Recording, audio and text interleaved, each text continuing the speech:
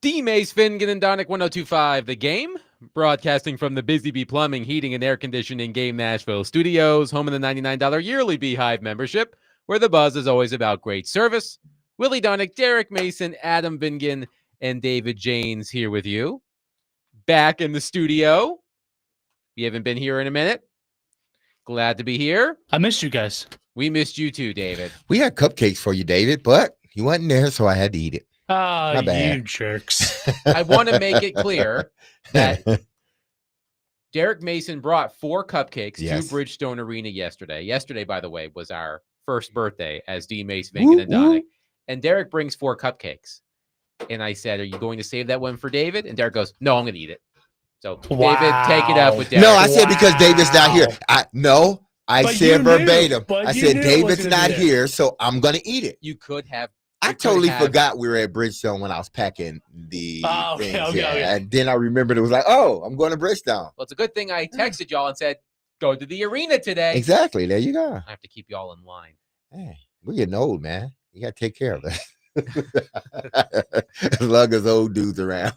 That is true. I was expecting more pep in Willie Donick's step after his Mets last night. Yeah, Willie, what's up? Miraculous comeback against the Chicago Cubs.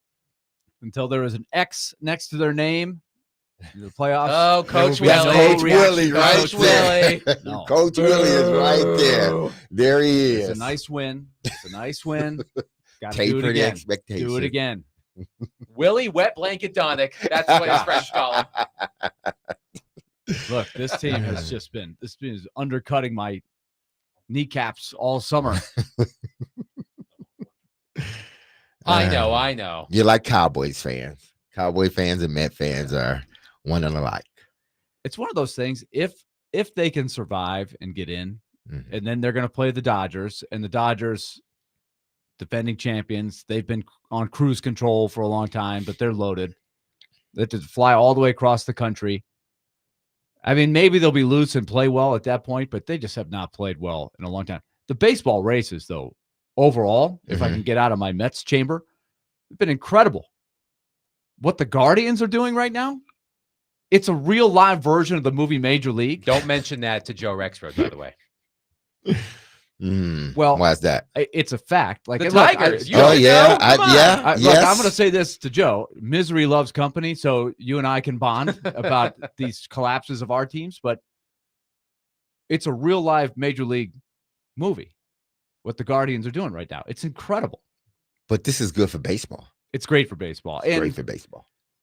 I admit I don't like the extra wild card, but this is why they do it. Is so that there's more teams likely to be in it all the way to the very end. I don't like the extra tier of playoffs. The playoffs take too long. But for the regular season, it is creating exactly what they're hoping it would. And nobody's safe right now. There's some more teams that are clinching, but there's still plenty to be decided in the last, what's that, 5 games?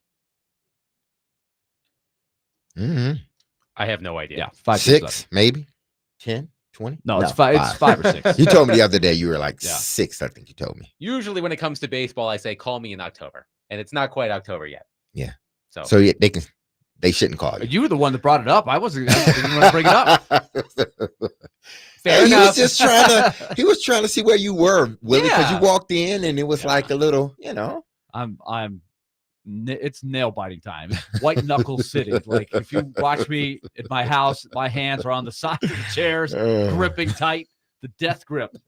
Like, is there any way they can figure this out? If that chair could tell stories. Well, we will attempt to distract you for the next few hours. We have a lot to discuss today. The continued fallout from a newsy day in Titans land yesterday with Brian Callahan handing off play calling duties to Bo Hardigree, the trade of Jarvis Brownlee, which we will get to in just a moment. If you have any assorted thoughts on the Tennessee Titans, 615-737-1025, our phone and text lines are driven by Wilson County Hyundai.com. And as most of you know, I am a huge fan of The Simpsons. I love that show. I love just popping on a random episode and laughing my ass off.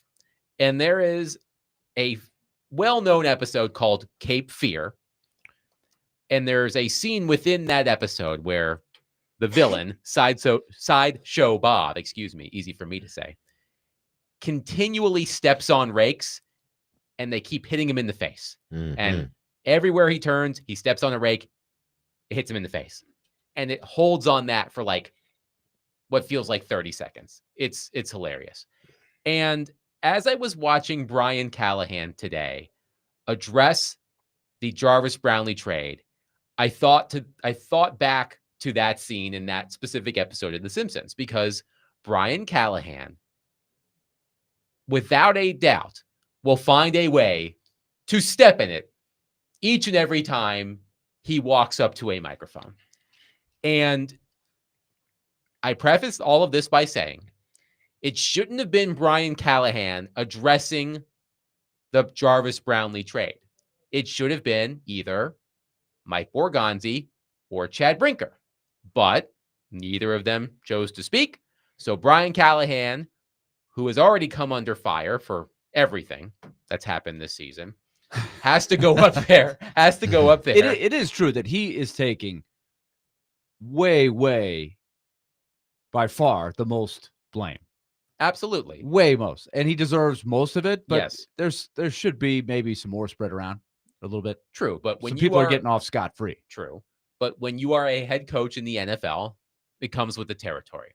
So today, Brian Callahan answered multiple questions about why the Titans traded Jarvis Brownlee, which was a puzzling decision, to say the least, on its face, because the Titans have been preaching draft, develop, retain. They drafted Jarvis Brownlee, but they forgot the other two steps, developing and retaining. So there were a few exchanges that caught my attention. Derek has a different one that we're going to talk about in just a moment.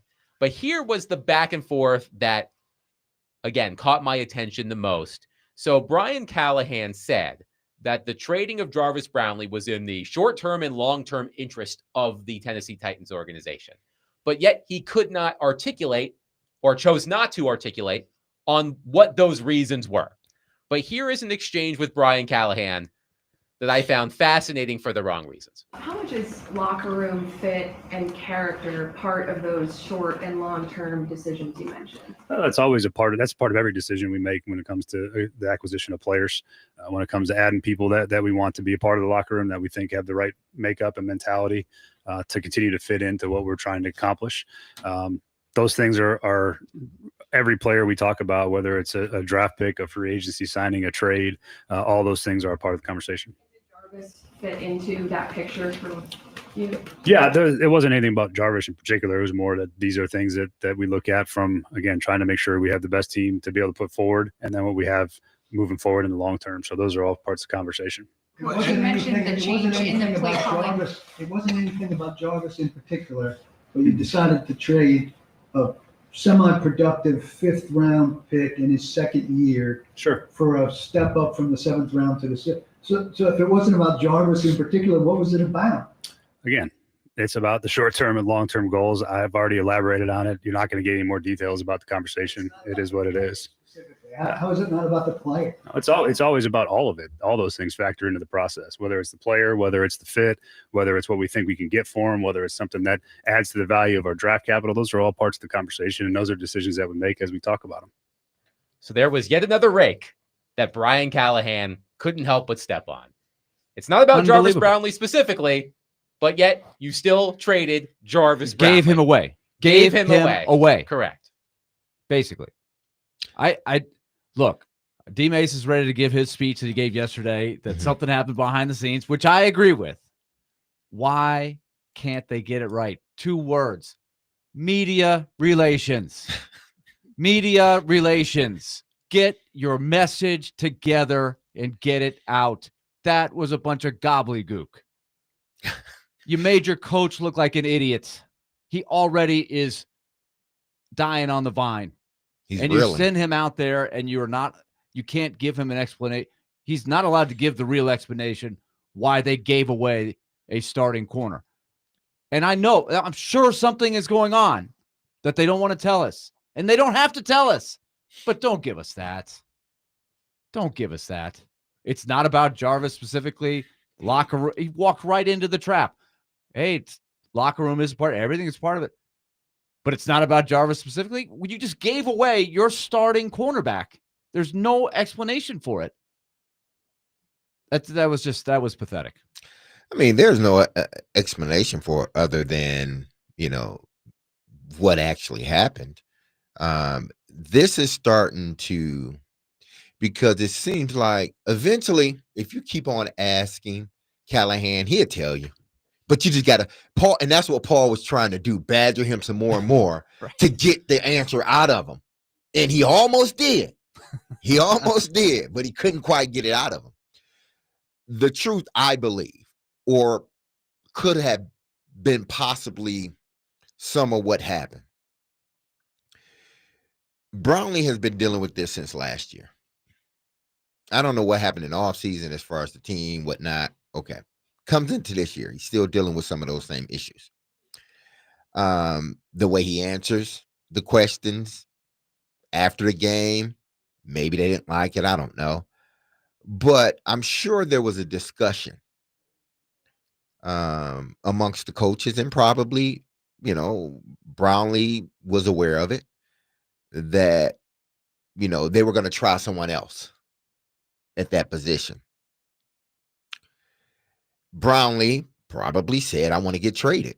Told his agent, I want to get traded. Now, just to interrupt you, the one thing that Brian Callahan did say, and again, you do have to keep in mind that Brian Callahan may not be the most reliable narrator, but he was asked if Jarvis Brownlee requested a trade.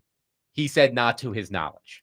Thank you. There you go. That's how you get out of it. Listen to people's words, not to my knowledge. They ain't got to tell you. Okay. You know who they call? Player goes to agent. Agent don't go to coach. Agent goes to GM. My player wants to be traded. GM's out there every day. Brinker's out there every day. They see what's going on. They see possibly the change in attitude and everything else. And they're like, all right, let's get him out of here. He doesn't fit what we want to do. He doesn't fit what we're trying to establish here. Let's get him out of here before it gets louder. Let's just go ahead and trade him and get something for him. I'm pretty sure that's probably how it sort of kind of went. So Brian's right. To my knowledge, he didn't ask for one. Well, he ain't going to come and tell you. Neither will his agent. They're going to go. He's going to tell his agent. His agent's going to go and call Brinker. And Brinker, or call Borgonzi. And Brinker and Borgonzi is going to have that conversation. And they're out there on the field with him every day. They see it.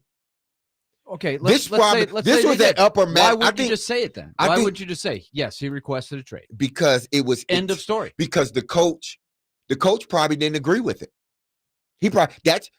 Let them answer it. I'm not going to say anything disparaging while he's leaving the door. I'm not saying anything. Let them. Again, I go back to my two words: media relations. Why doesn't he come out and say, "I know you guys are curious about Jarvis. I did not make that decision. It's a team thing. The GM makes the decision. I coach the players. It's the team thing. It's a team thing. You don't single out one individual. It's a team thing. Obviously he didn't. He's telling you in so many words. He's giving you the reasons in so many words. Listen, he's not a fit. He wasn't a part of our. He was a part of our short term. He was the opening day starter. No. But not a fit. He wasn't a fit. He's not. Who is a fit? They don't have any fits. He's not talking about on the field, Willie. They got a bunch of Will Purdue shoes, size 20. Willie, they don't fit. Willie, he's not talking about on the field. That has nothing to do with, because the kid can play. Yes, they have no players. Listen, they just traded one of the most talented. And that tells you he wasn't a fit in the locker room. That's what that tells you. Anytime a team is devoid of talent and they trade the second best player at that, or give, whatever you want to say, because it is giving, the second best player in their secondary away, you don't think that he doesn't fit our locker room? Has nothing to do with him out there on the field, because they've let Calvin Ridley drop 100 balls and he still line up as the Z receiver. Am I right or am I wrong? There you go. Calvin Ridley fit the locker room. Calvin Ridley's not going to cause a fuss. Yeah, he said a few things last year, but Calvin Ridley's all about, man, I just want to go out there and I want to ball. I'm going to work hard. I'm going to do what I have to do. He hadn't been doing that lately, meaning the balling out lately. But that's him. Brian Callahan, the article I sent y'all, he raved about Calvin Ridley. Hard worker, this and that. He fits the culture. He ain't producing on the field, but he fits the culture. He fits it, and there's nothing wrong with that. He's a hell of a worker. I just want that stuff to start translating on the field. You can work hard as you want, but if you ain't getting it done on the field, we can't use you.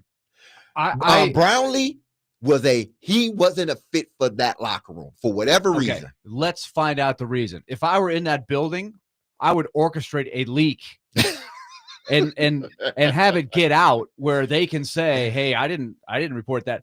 I want to hear that he slugged a coach. I want to hear something that makes sense. It'll come out. That is unforgivable. Or, he keyed a car like Vincent Vega. Remember he got all mad in Pulp Fiction? Something. It will come out on Brownlee's side. It will come out on Brownlee's side. Well, in about another month or two. It'll come out. It'll slowly come out. Like the trade's done. The Jets are stuck with him, right? So if he's a really bad egg, then that's on the Jets. No, I'm saying trade, but you've got to save face. This organization needs better communication. The fans need something that doesn't get them frustrated. This is really frustrating. I'm not saying this guy was Lester Hayes or somebody, one of the greatest cover corners, but he's a useful piece, a starting corner, one of the toughest positions to find where you never have enough of them. And they just gave him to the Jets. But it's not about when I say we'll find out in 2 months, it's not, he's going to go to Philly and be a cancer, because I don't think that's the case. He will say it. It'll start leaking out from his mouth eventually. So let's just wait. Let's just be patient. Let's just practice some patience. Titans, practice some patience. We will know eventually either to come out of that building, somebody will figure it, somebody will get it out, or Brownlee will slowly tell it in about another month or two.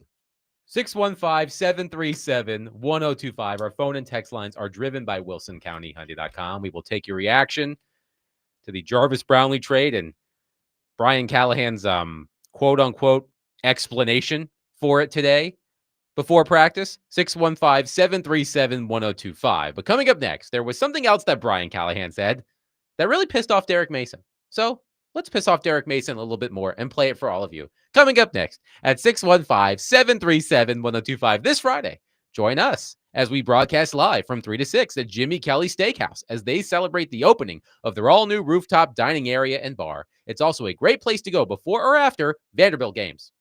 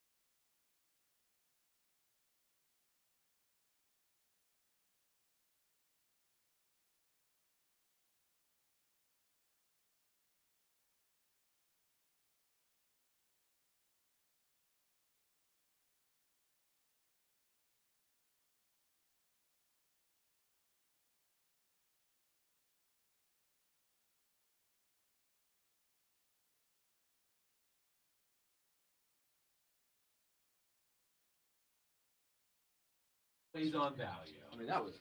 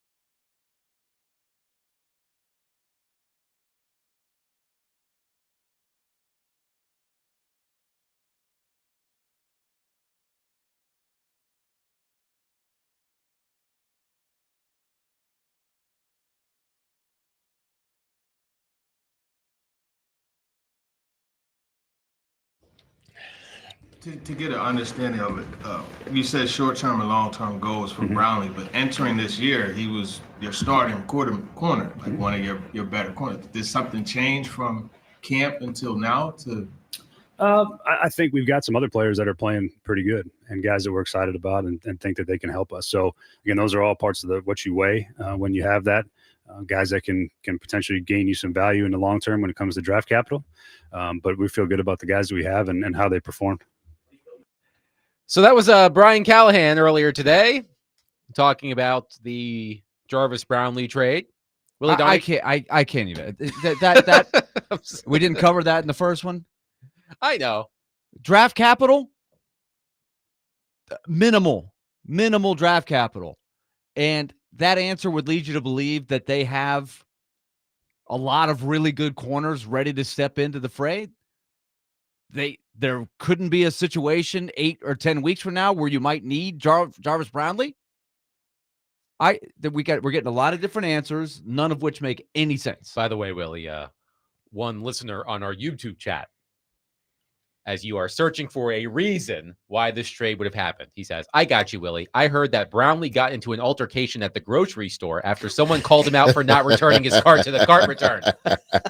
And by the way, people, you need to put your cart back in the thing. I know when you have these little half mini carts and the big ones, it screws up the system, right? But we got to don't leave them in the middle of it. If you leave your grocery cart in the middle of the parking lot, you are a garbage person. Yes. Period. Don't do it.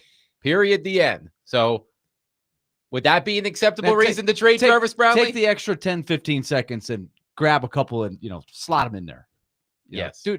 Do a little extra. But Derek, when we got into the studio, I highlighted the segment of Brian Callahan's news conference that we played in the first segment. And you said it was actually this response that drove me a little bit batty. Why is that? Because who in the hell are you talking about? Who? You said we got guys behind him, or we got guys playing pretty well. That playing pretty well. Jalen Armour Davis, Daryl Baker Jr., Marcus Harris. Those guys are playing. Now, Roger McQuarrie is playing pretty good. He's playing pretty good. He's been solid. He's getting back to form, I believe. He's a slot guy. He's not an outside guy. L'Jarius Sneed, right now, he's not playing as good. So who are you lying to, man? That's the part. And you need a lot of corners. Yeah, but that's the part that's sort of like when your fan base hear this, they say, you know what? I'm done. I'm done with them. I'm done. Because show me, please. Didn't this secondary just give up over 200 and some yards in passing against the Rams? Wasn't they just running scot-free everywhere? Wasn't the Indianapolis Colts running scot-free everywhere? People was open down the field, big plays here, big plays there. I'm Oprah, have big plays, everybody, except the Titans. So who is he talking about when he says we got players that's been playing? Yeah, they've been playing, but they ain't been playing well enough for you to get rid of one of your starters. This right here is basically they're telling you we're done. Our team is not good enough, and I know people are looking at it and saying it's only Brownlee Jr. Jarvis Brownlee Jr. And I know people are just looking at it and say that, and I know what Trevor Maddox said yesterday. That was it. Trevor that said they hadn't started getting rid of veteran players yet. No, they're telling you because they got nobody behind Brownlee Jr. At least from what I've seen and what the fan base have seen, they don't have anyone that could play better than him, because if they did, they would have played him in front of him.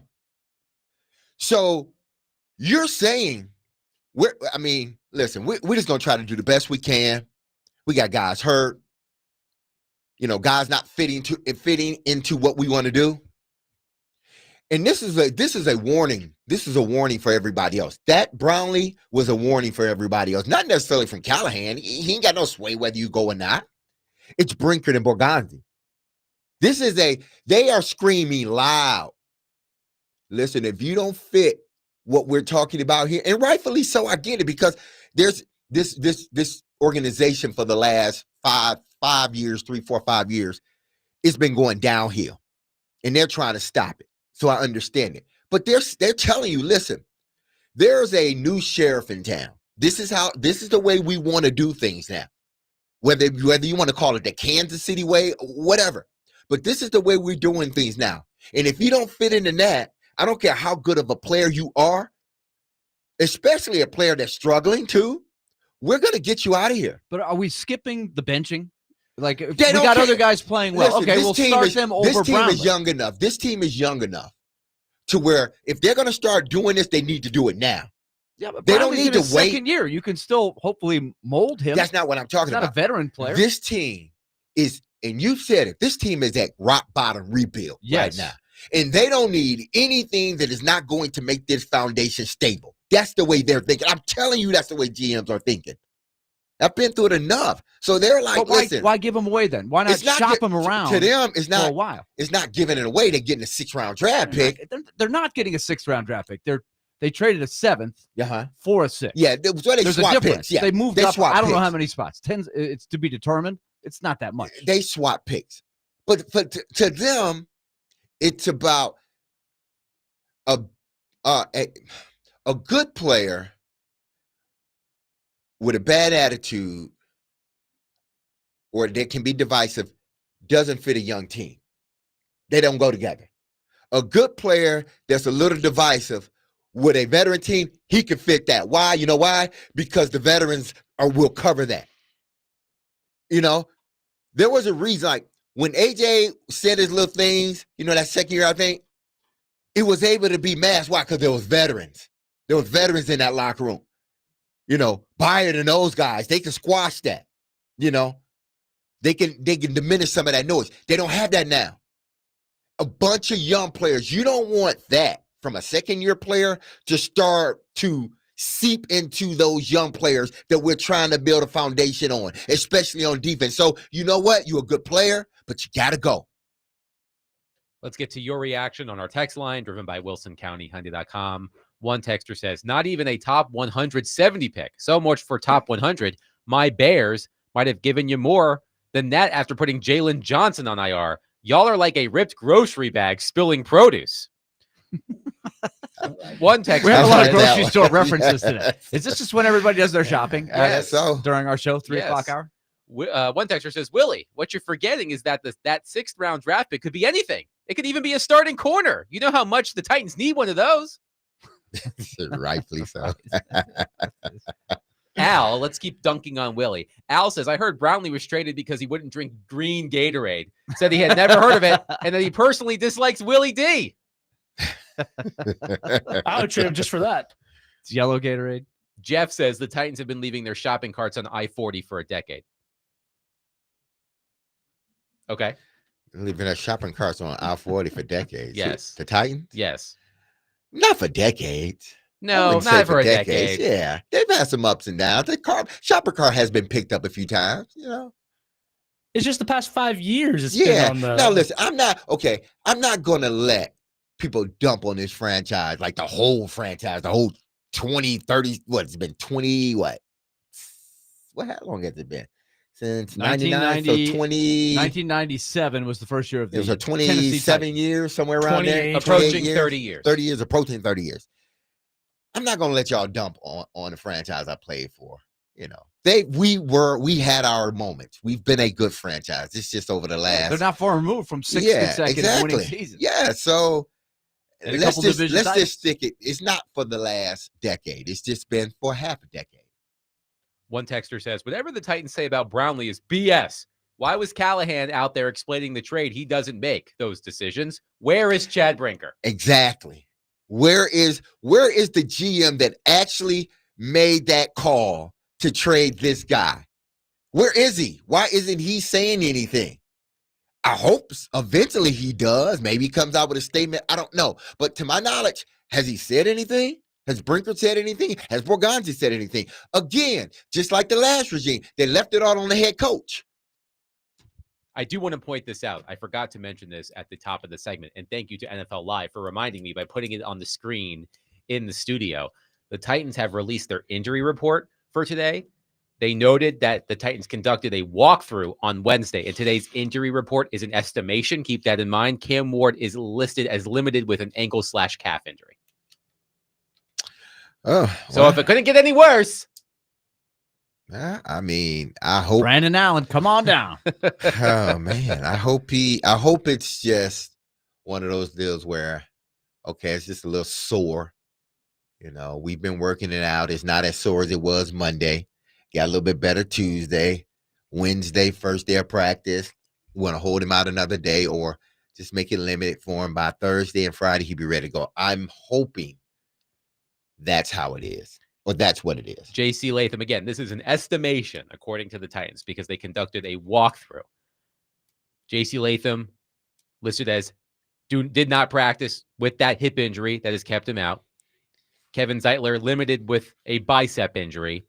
Cam Ward limited with an ankle/calf injury. So we will keep tabs on this. Again, just an estimation because the Titans conducted a walkthrough today. But Cam Ward listed as limited in quote-unquote practice with an ankle/calf injury. One texter says, Steve in Nashville, says, the thing that continues to amaze me is how poorly prepared the coaches for the questions. My question, what does an NFL team do to prep coaches for reporters and the obvious questions? Is he not getting prepped? It's a good question, Steve. Yeah, I think I've been hitting on this theme. I don't think he's being well prepped. And if I were the agent for Brian Callahan, I would be asking that question behind the scenes, and I would even offer to coach him up, like get him his own coach. If the team won't do it and do it well, then get a coach. I mean, it was pretty high publicized. They fired their media relations director of over 20 years. Robbie Boren. Yes. And that was something that was questioned heavily. And it's not like the media relations director can answer the questions for you, but the good ones can lay out, here are the questions that are coming. Mm-hmm. You don't go up there. Like you said, D-Mace, they're on your time when you're the coach. You don't ever have to go up there until you're ready to go up there. So even if it's after a game, it's after a big trade or something, don't go in there until you are ready. And that means you get prepped. A good media relations director says, here are the questions that are coming. Take me through how you want to do it. Here are my thoughts. I've seen media relations directors even write bullet points out of here are a couple thoughts of, and then you put it into your own words, or you take this and throw it in the trash. You do whatever you want because it's your butt on the line. You're the coach. But I think that is something that they are woefully behind in for sure. 615-737-1025. We will continue to take your reaction to anything Tennessee Titans related. Again, Cam Ward listed on the estimated injury report as limited with an ankle/calf injury. The Titans did not hold a full practice today, I suppose. But if they had done so, Cam Ward would have been limited with an ankle/calf injury. 615-737-1025. Speaking of Cam Ward, coming up next, there was something that ESPN NFL analyst Dan Orlovsky said yesterday about Cam Ward, and Willie stole my gimmick and did a lot of number crunching about Cam Ward based on something that Dan Orlovsky said yesterday. We will get to that coming up next. 615-737-1025. DVD is proudly presented by Bax Homeworks, remodeling done right. You can get a free estimate at baxhomeworks.com. Willie Donick, Derek Mason, Adam Vingan, 1025 The Game.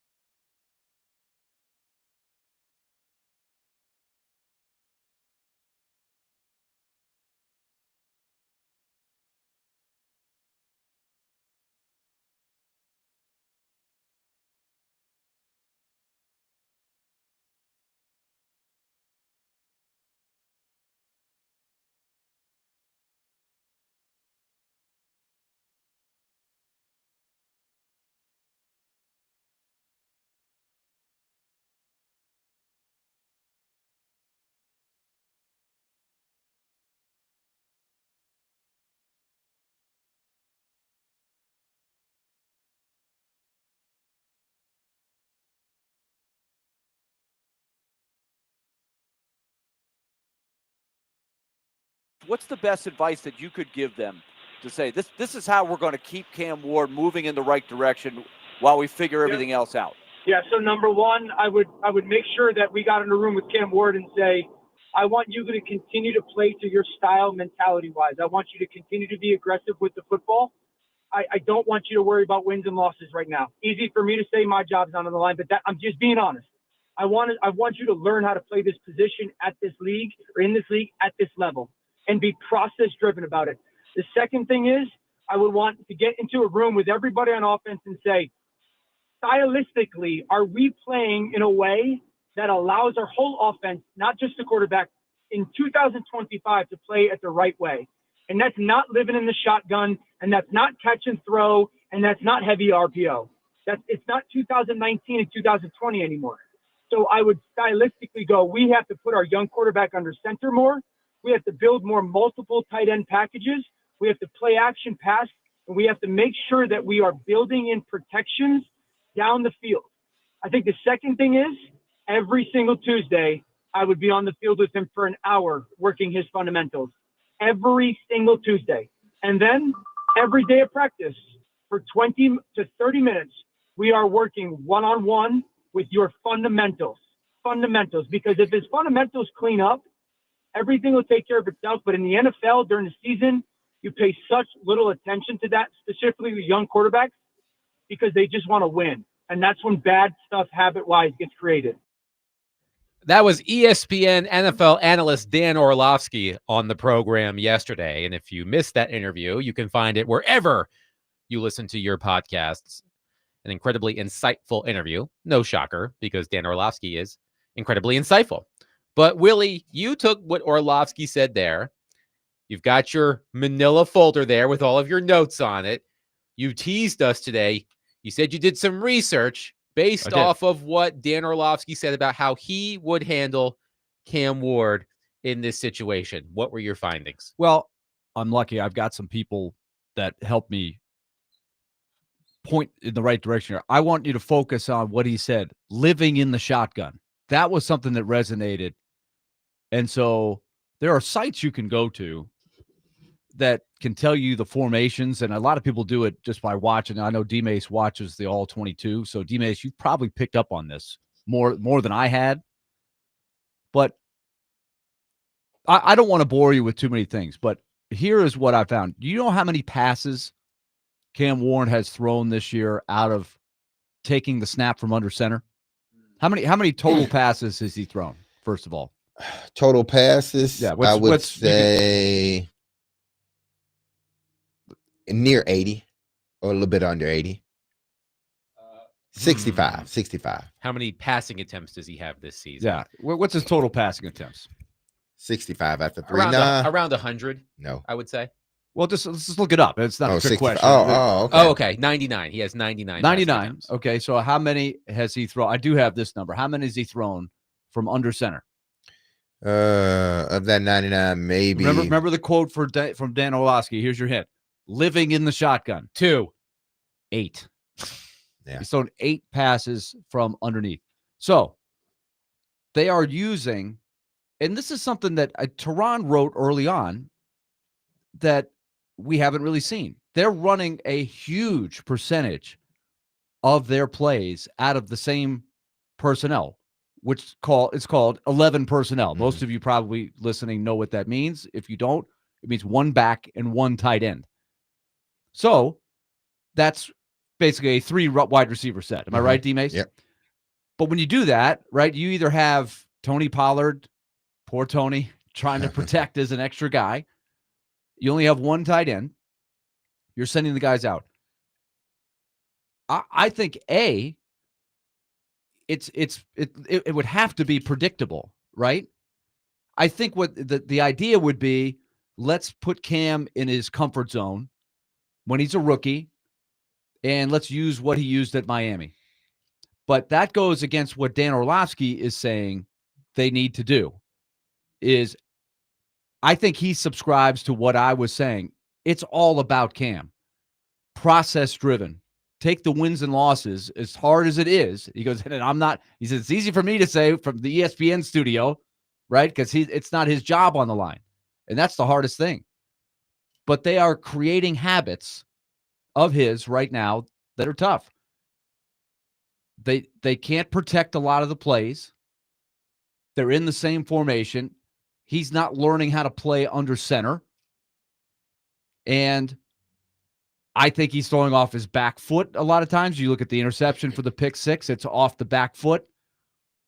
So these are the things that all line up and hurt quarterbacks over the years, right? Why have quarterbacks crashed and burned their first few times out when they're in a tough situation? Well, these are the reasons.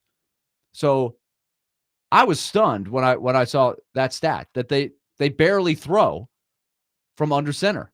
And they're not running a lot of plays from under center. And they're not running a lot of 2 tight end sets or 3 tight end sets that in theory would help you protect the quarterback a little bit better and also give people another look. They're not running a lot of variety here. Maybe they just don't feel like Cam. They want him to do simple things and do it really well. And he gets lauded a lot for doing a good job putting the protection in the right spot, but they're having a lot of trouble blocking plays up.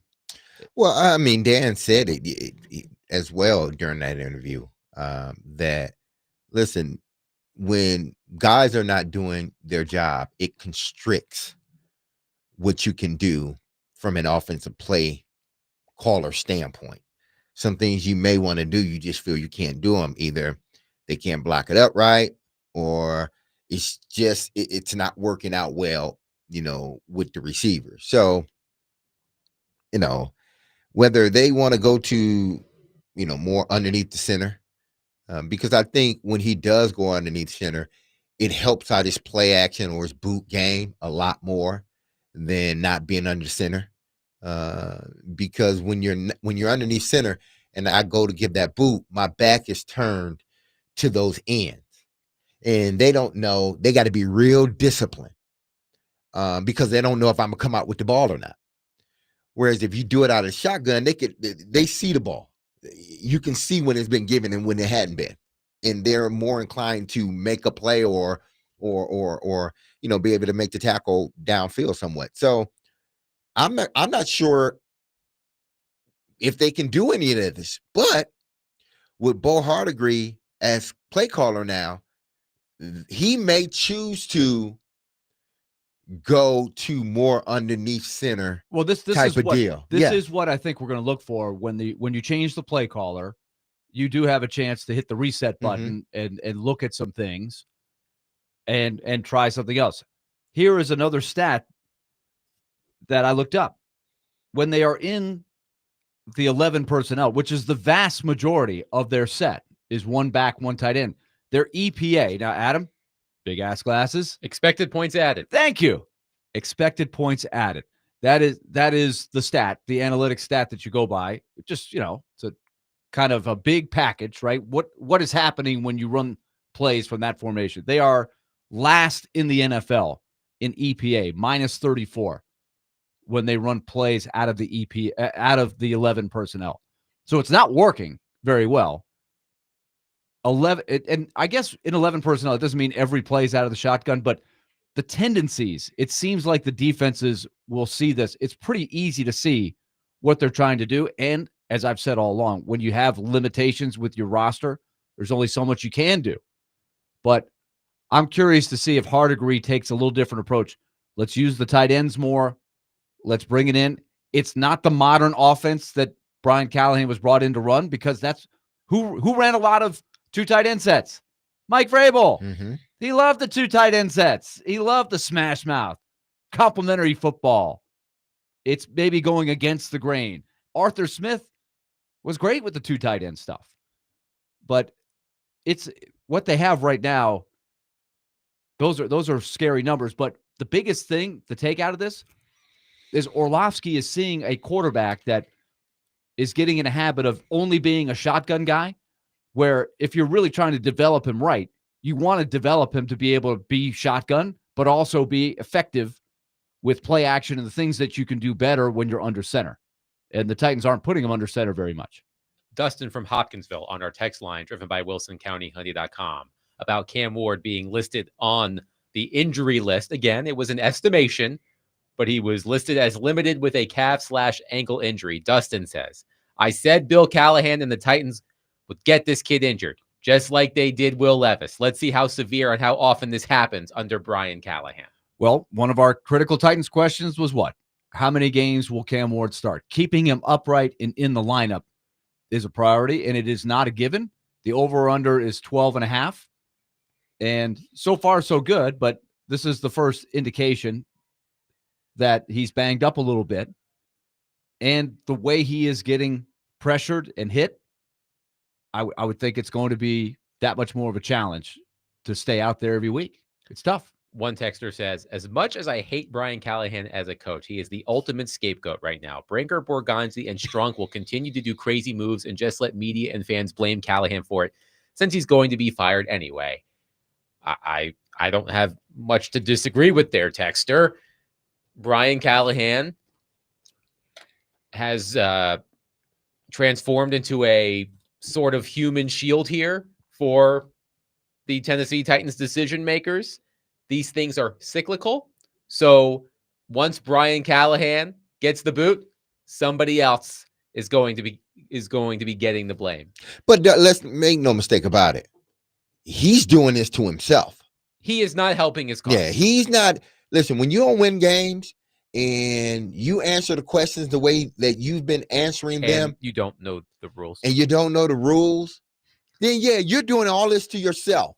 This is nothing, regardless of how much we may disagree with the whole Borgonzi and Brinker sort of tandem. They're not doing this. And I'm not even talking about the product. I'm not even talking about the talent. I'm talking about the other stuff, the coaching stuff. You're doing it to yourself. Yeah. You want it to be about the talent Exactly. and not about other things.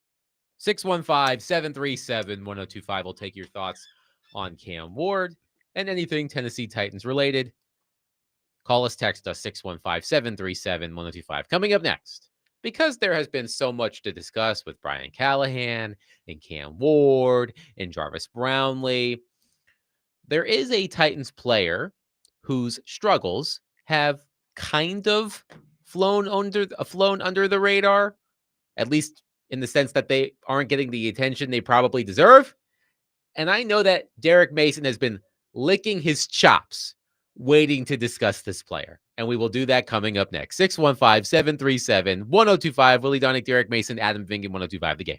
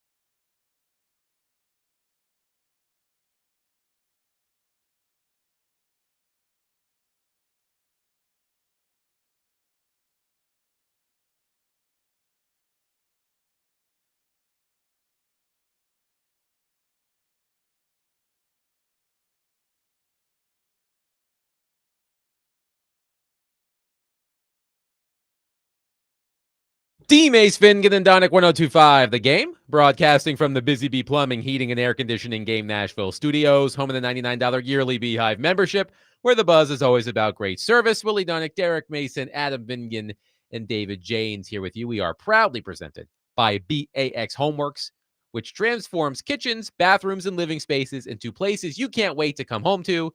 You can visit them online and get a free estimate at baxhomeworks.com. A reminder that since it's Wednesday at around 5:20, silly underdog picks, Derek Mason has since taken over first place. I think it should be mentioned that I have won 3 consecutive games.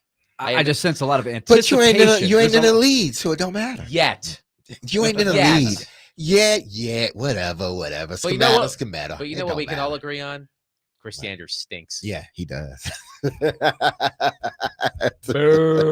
get to that. How rude. He gets what he deserves. Exactly. When it comes to silly underdog picks. Take no prisoners. That's how I see it. But we'll get to that in roughly an hour. Before we get to our next topic, let's go to Mike, who's on our phone line, driven by Wilson County Hyundai.com. Mike, thank you for calling. Please go ahead.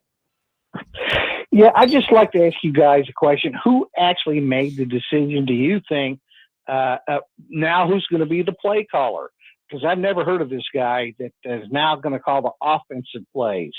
And therefore, Brian Callahan is going to have to step aside and sit along the sidelines as the head coach.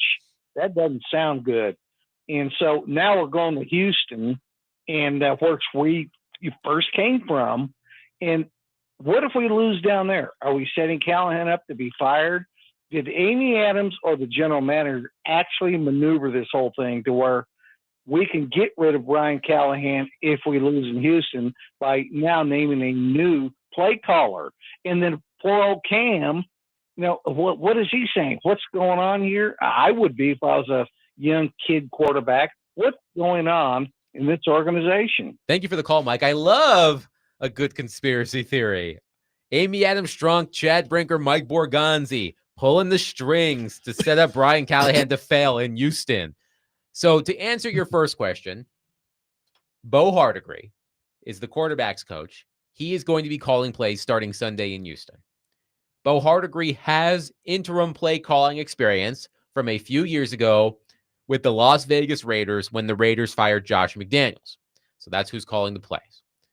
The question about Cam Ward is a question that I find to be interesting. Cam Ward addressed reporters today. You know how Cam Ward is. He's a professional. He knows how to answer the questions. Perhaps his coach could take a lesson or two. But he didn't say anything necessarily groundbreaking or newsworthy. But I am wondering a little bit, what must Cam Ward be thinking right now? Because I've mentioned this a couple of times, that Cam Ward went out of his way on multiple occasions, unprompted, I think, if I recall correctly, talking about how much he likes working with Brian Callahan. It happened after one of the joint practices. I want to say it was in Atlanta. And then it happened after one of the games, I think, this season. So it's happened a couple of times. So Cam Ward has gone up to bat for Brian Callahan. But Cam Ward, 3 games into his NFL career, has a new coach calling the play. So what must be going on in his mind right now, Derek Mason? Well, it's not like you're replacing him with somebody outside the building. So from a schematic standpoint, plays, it's gonna stay the same. I probably lean toward it shouldn't, whatever hiccups they may have, they should be gone quickly, because he was the quarterback's coach and they've been working very closely together on technique and scheme and everything else, along with offensive coordinator / head coach who calls plays on the day of the game. But I'm sure he spent a lot of time with both Hardigree and Holtz. Not to say he wasn't spending time with Callahan, because he was.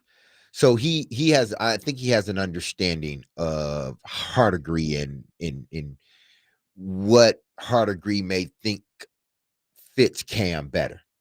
I don't think this is going to be it's going to take him three weeks to sort of get used to Cam and Cam to get used to him. I think this is something that has been sort of growing throughout the season and even last year, their relationship, I mean. And I'm sure that Cam trusts Bo Hardegree. So that trust alone should cause whatever, hiccups they may have to not be there for a long time. Now, Brian he still will be there. And he had every right to fight for his signal caller. He had it every right. What does he look like as a first-year guy coming out saying, "Nah, y'all right. He ain't a good offensive coordinator, man. I wish they'd go to Bo Hardegree." No, he stood up for his coordinator.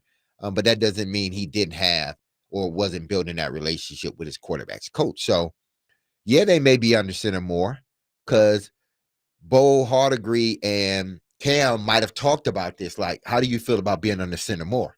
Cam's probably, I like it. Okay, let's go with it. So now we're continuing our relationship. So some things they look different, but as far as a play calling, as far as plays, they're all gonna be the same. Well, it's just it's less when about you call the play calling, though, at least to me, and more about what's the quote from Kevin O'Connell we consistently bring up on the show? Organizations fail quarterbacks more than quarterbacks fail organizations. Yes. So Cam Ward, 3 games into his NFL career, and when you go number 1 overall, more often than not, unless the team trades the pick, you are going to a terrible team. So he knew what he was getting into when the Titans drafted him. But don't you think there has to be part of him in the back of his mind who's just like, oh crap, like 3 games in, my head coach. He's not. Well, not. But he's got to be aware of the history and the challenges of being the first pick, a quarterback going to the worst team. The history is clear. There are struggles, even for those that have made it, like Peyton Manning and Troy Aikman, the great success stories, they still struggle. So I would hope he's aware of it. I mean, that's the reason we study history. I was a history major at Vanderbilt, C+ average. C's get degrees. Bingo. Absolutely. There you go. But you learn from history, right? So it doesn't repeat. So I hope he's been taught that, hey, this is going to be part of it. There's going to be struggles. But that is what I think has to be the main focus from the top down. And that is the process. How do we preserve Cam? How do we get him through these tough times? If they go 2-15 and get the first pick, that may be exactly what they need to trade the pick down and get the number of picks that they have said they want to get that are high. They're just going to do it inversely for what they could have done. They thought enough of Cam to turn that opportunity to get a big package of picks down because they thought that much of him. But you heard the urgency in Dan Orlovsky's voice, which I thought was telling. It's basically, look, this thing can go either way. We've seen it. Dan Orlovsky basically said, look, this guy's good enough to be a very good quarterback. Now, how good? That's a whole question for another day, right? What is his ceiling? I don't know if it's Jared Goff or Lamar Jackson or that level, but I think he's got a chance to be good.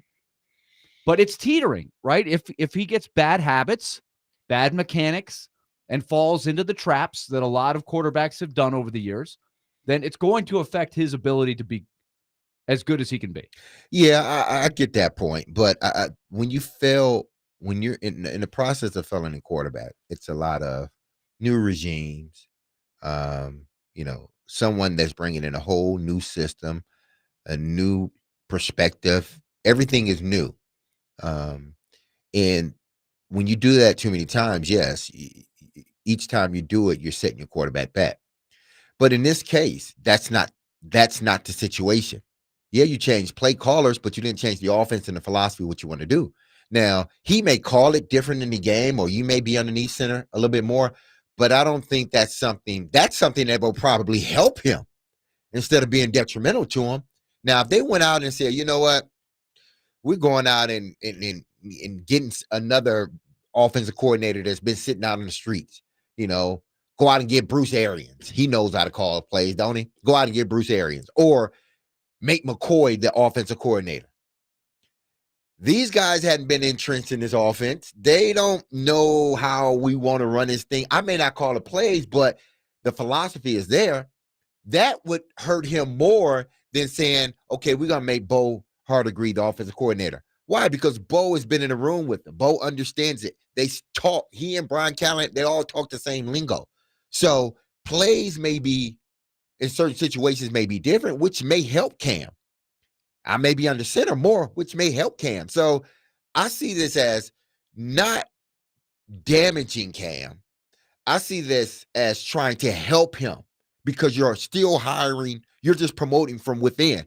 Now, if they go out and they fire Callahan and everybody else, yeah, that's doing harm, foreseeable harm, unless you make the right choice with the next head coach.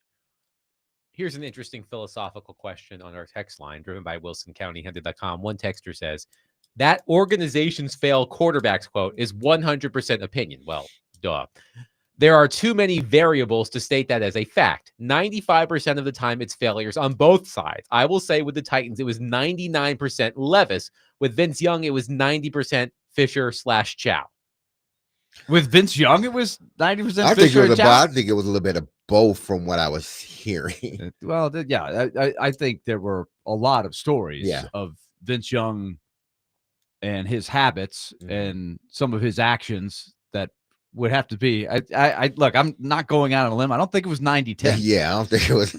I wasn't here for that. I have no recollection of that era of Titans. Well, I mean, I'm sure Fisher and 90-10. Chow, you got to take a little bit of them. Yeah. Everybody's got, it's never 100 to nothing, but it wasn't 90-10. It wasn't that lopsided. No.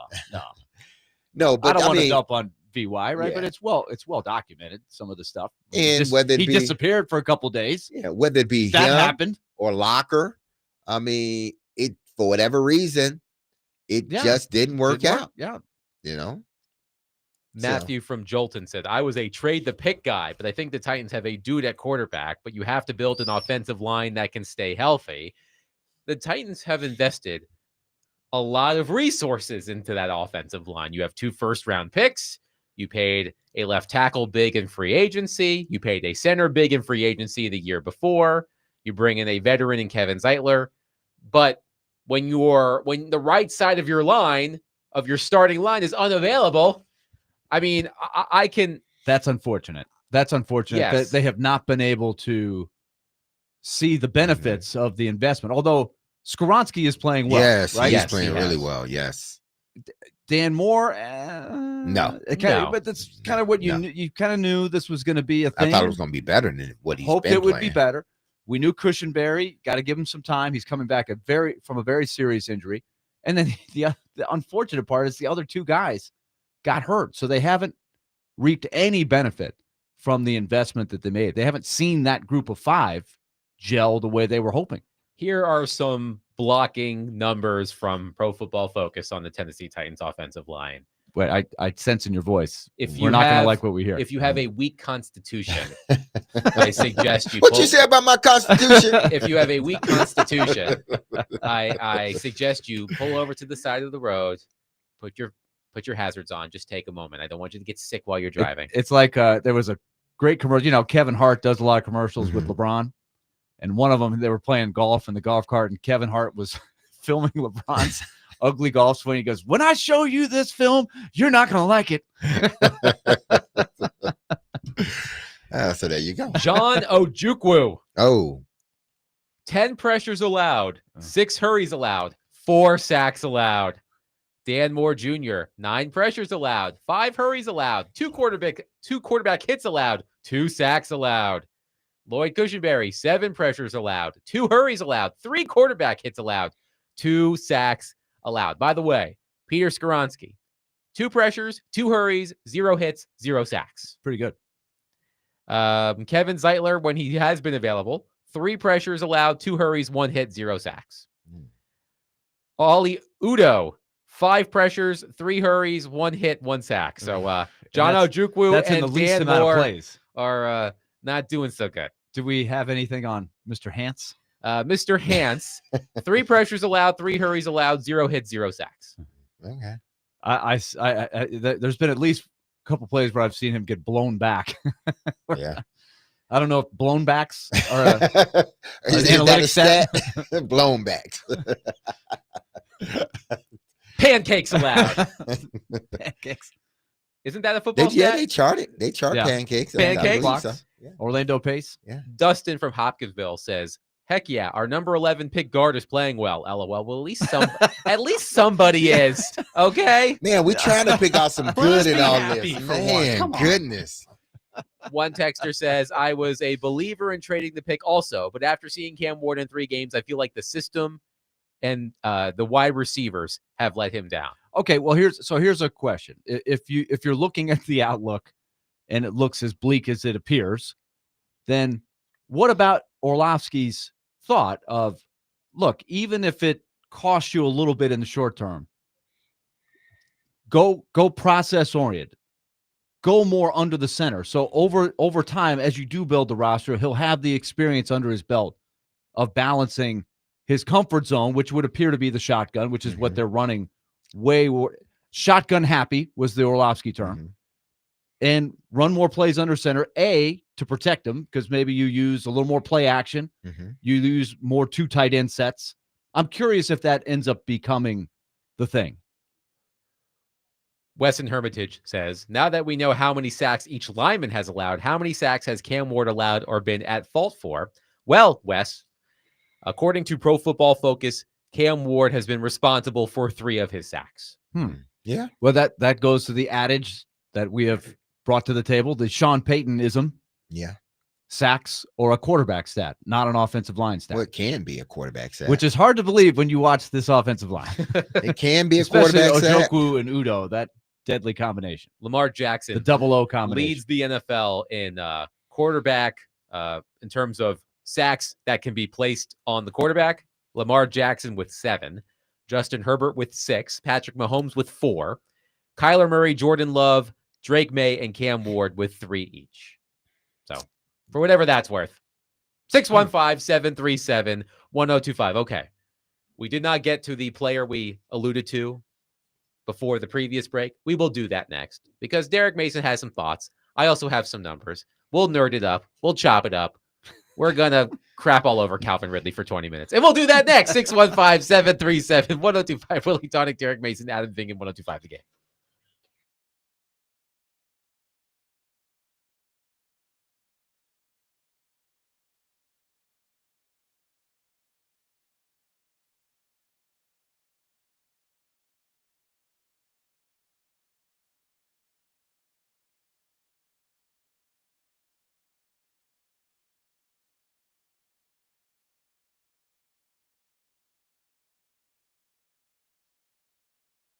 Derek Mason here. If you've injured yourself in a motorcycle accident, go to lawtigers.com for your free case evaluation. Even if your accident was months ago, you have nothing to lose by calling Law Tigers. Look, insurance companies want to pay out as little as possible or frankly nothing at all. Law Tigers make sure you get the compensation you deserve and doesn't get paid until your case has been settled. They understand how much your bike gear is worth to you, so they will help you get it all repaired or better yet replaced. Law Tigers is a resource the motorcycle community turns to when in need. So whether it's to support you at an event, they see you broken down on the side of the road, with Law Tigers, you'll never ride alone. So call 1-800-LAW-TIGERS or visit lawtigers.com. Law Tigers is powered by Freeman and Fuson, and you can find them in Nashville, located at 2126 21st Ave South. That's Law Tigers, Tennessee's motorcycle lawyers.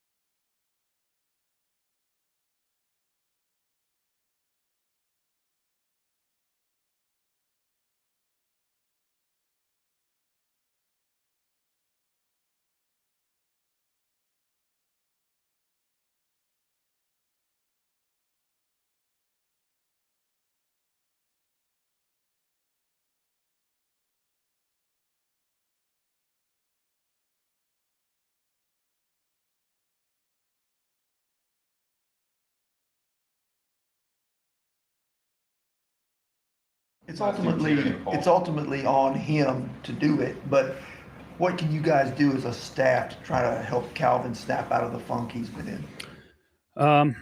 I think there's the work part of it, just go back to work and focus on the things that help you execute the basics. Again, catching the football is sort of the basic requirement of the job, and you have to work at that sometimes. And that's a mindset, that's a focus thing. The other part of it is, I try to remind them every now and again. You just try to build their confidence back up. But, it's Calvin Ridley. You know what I mean? Like, he's a first round pick. He's been a great player in this league. He's won national championships. Sometimes guys need to remind them that that's who they are, and build the confidence back up. It's like I said, it's like a slump for a hitter.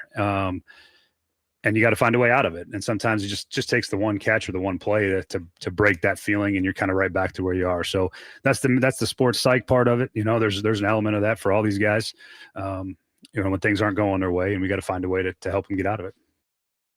That was Brian Callahan on Calvin Ridley. Wes in Hermitage on our text line, driven by WilsonCountyHunting.com, says, I'm excited. Nothing like just crapping all over somebody. I am so ready. Of course, I was being a bit flippant when I said that we were going to crap all over Calvin Ridley, but we are going to talk about Calvin Ridley and what the F is up with Calvin Ridley. So Calvin Ridley so far this season, gentlemen, 21 targets, 8 receptions for 111 yards and 0 touchdowns. And I want Derek to use the wide receiver translator, which we will do momentarily. But I wanted to put Calvin Ridley's struggles into context. So the NFL has a stat that it maintains called catch rate over expected, which measures the difficulty of completions using a number of factors, including separation from the nearest defender, depth of target, and speed. Players who boast higher numbers in this category have consistently made difficult, unlikely catches more often than the rest. Calvin Ridley has a catch rate over expected of negative 23%, which means that Calvin Ridley should have a catch rate of 61.1%. So Calvin Ridley has caught 38.1% of the balls thrown his way. Based on this statistical measure, he should have caught 61.1% of the balls thrown his way. The only receiver in the NFL out of 80 qualified receivers, Ridley is 79th. The only wide receiver with a worse catch rate over expected is Brian Thomas Jr. in Jacksonville with a catch rate over expected of negative 33.4%. Wow. So that's an interesting story. So based on how good he's supposed to be, how much they rely on him. So Calvin Ridley at the bottom of the league at catching balls that he should catch. And you don't need fancy stats to tell you that. If you watch the games, you see that. But I wanted to quantify it. Now, let's turn it over to the all-pro wide receiver and the wide receiver translator to get his thoughts on WTF Calvin Ridley.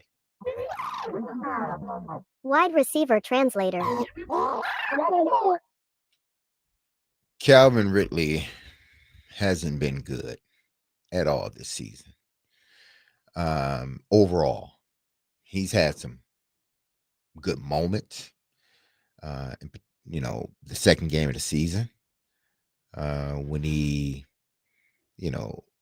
dropped a handful of balls. Listen, advanced Pro Football Reference, they got him at 4 drops, but I think they're being nice. I believe Pro Football Focus has him at 3. They all being nice. They How many would you say he has? I would say he has about 6 of them. Damn. He's not playing, for whatever reason, he's not playing up to the level that he needs to be. He has a drop rate of 19%. With anybody over 21 targets, he has the highest drop rate at 19%. He has 4 drops. He's tied with Brian Thomas and CeeDee Lamb with 4 drops. If he doesn't play well, it's hard to develop your quarterback the way you want him to, the way you want to. He's supposed to be your number 1 receiver, but he's not doing number 1 receiver things. He's not even close to it.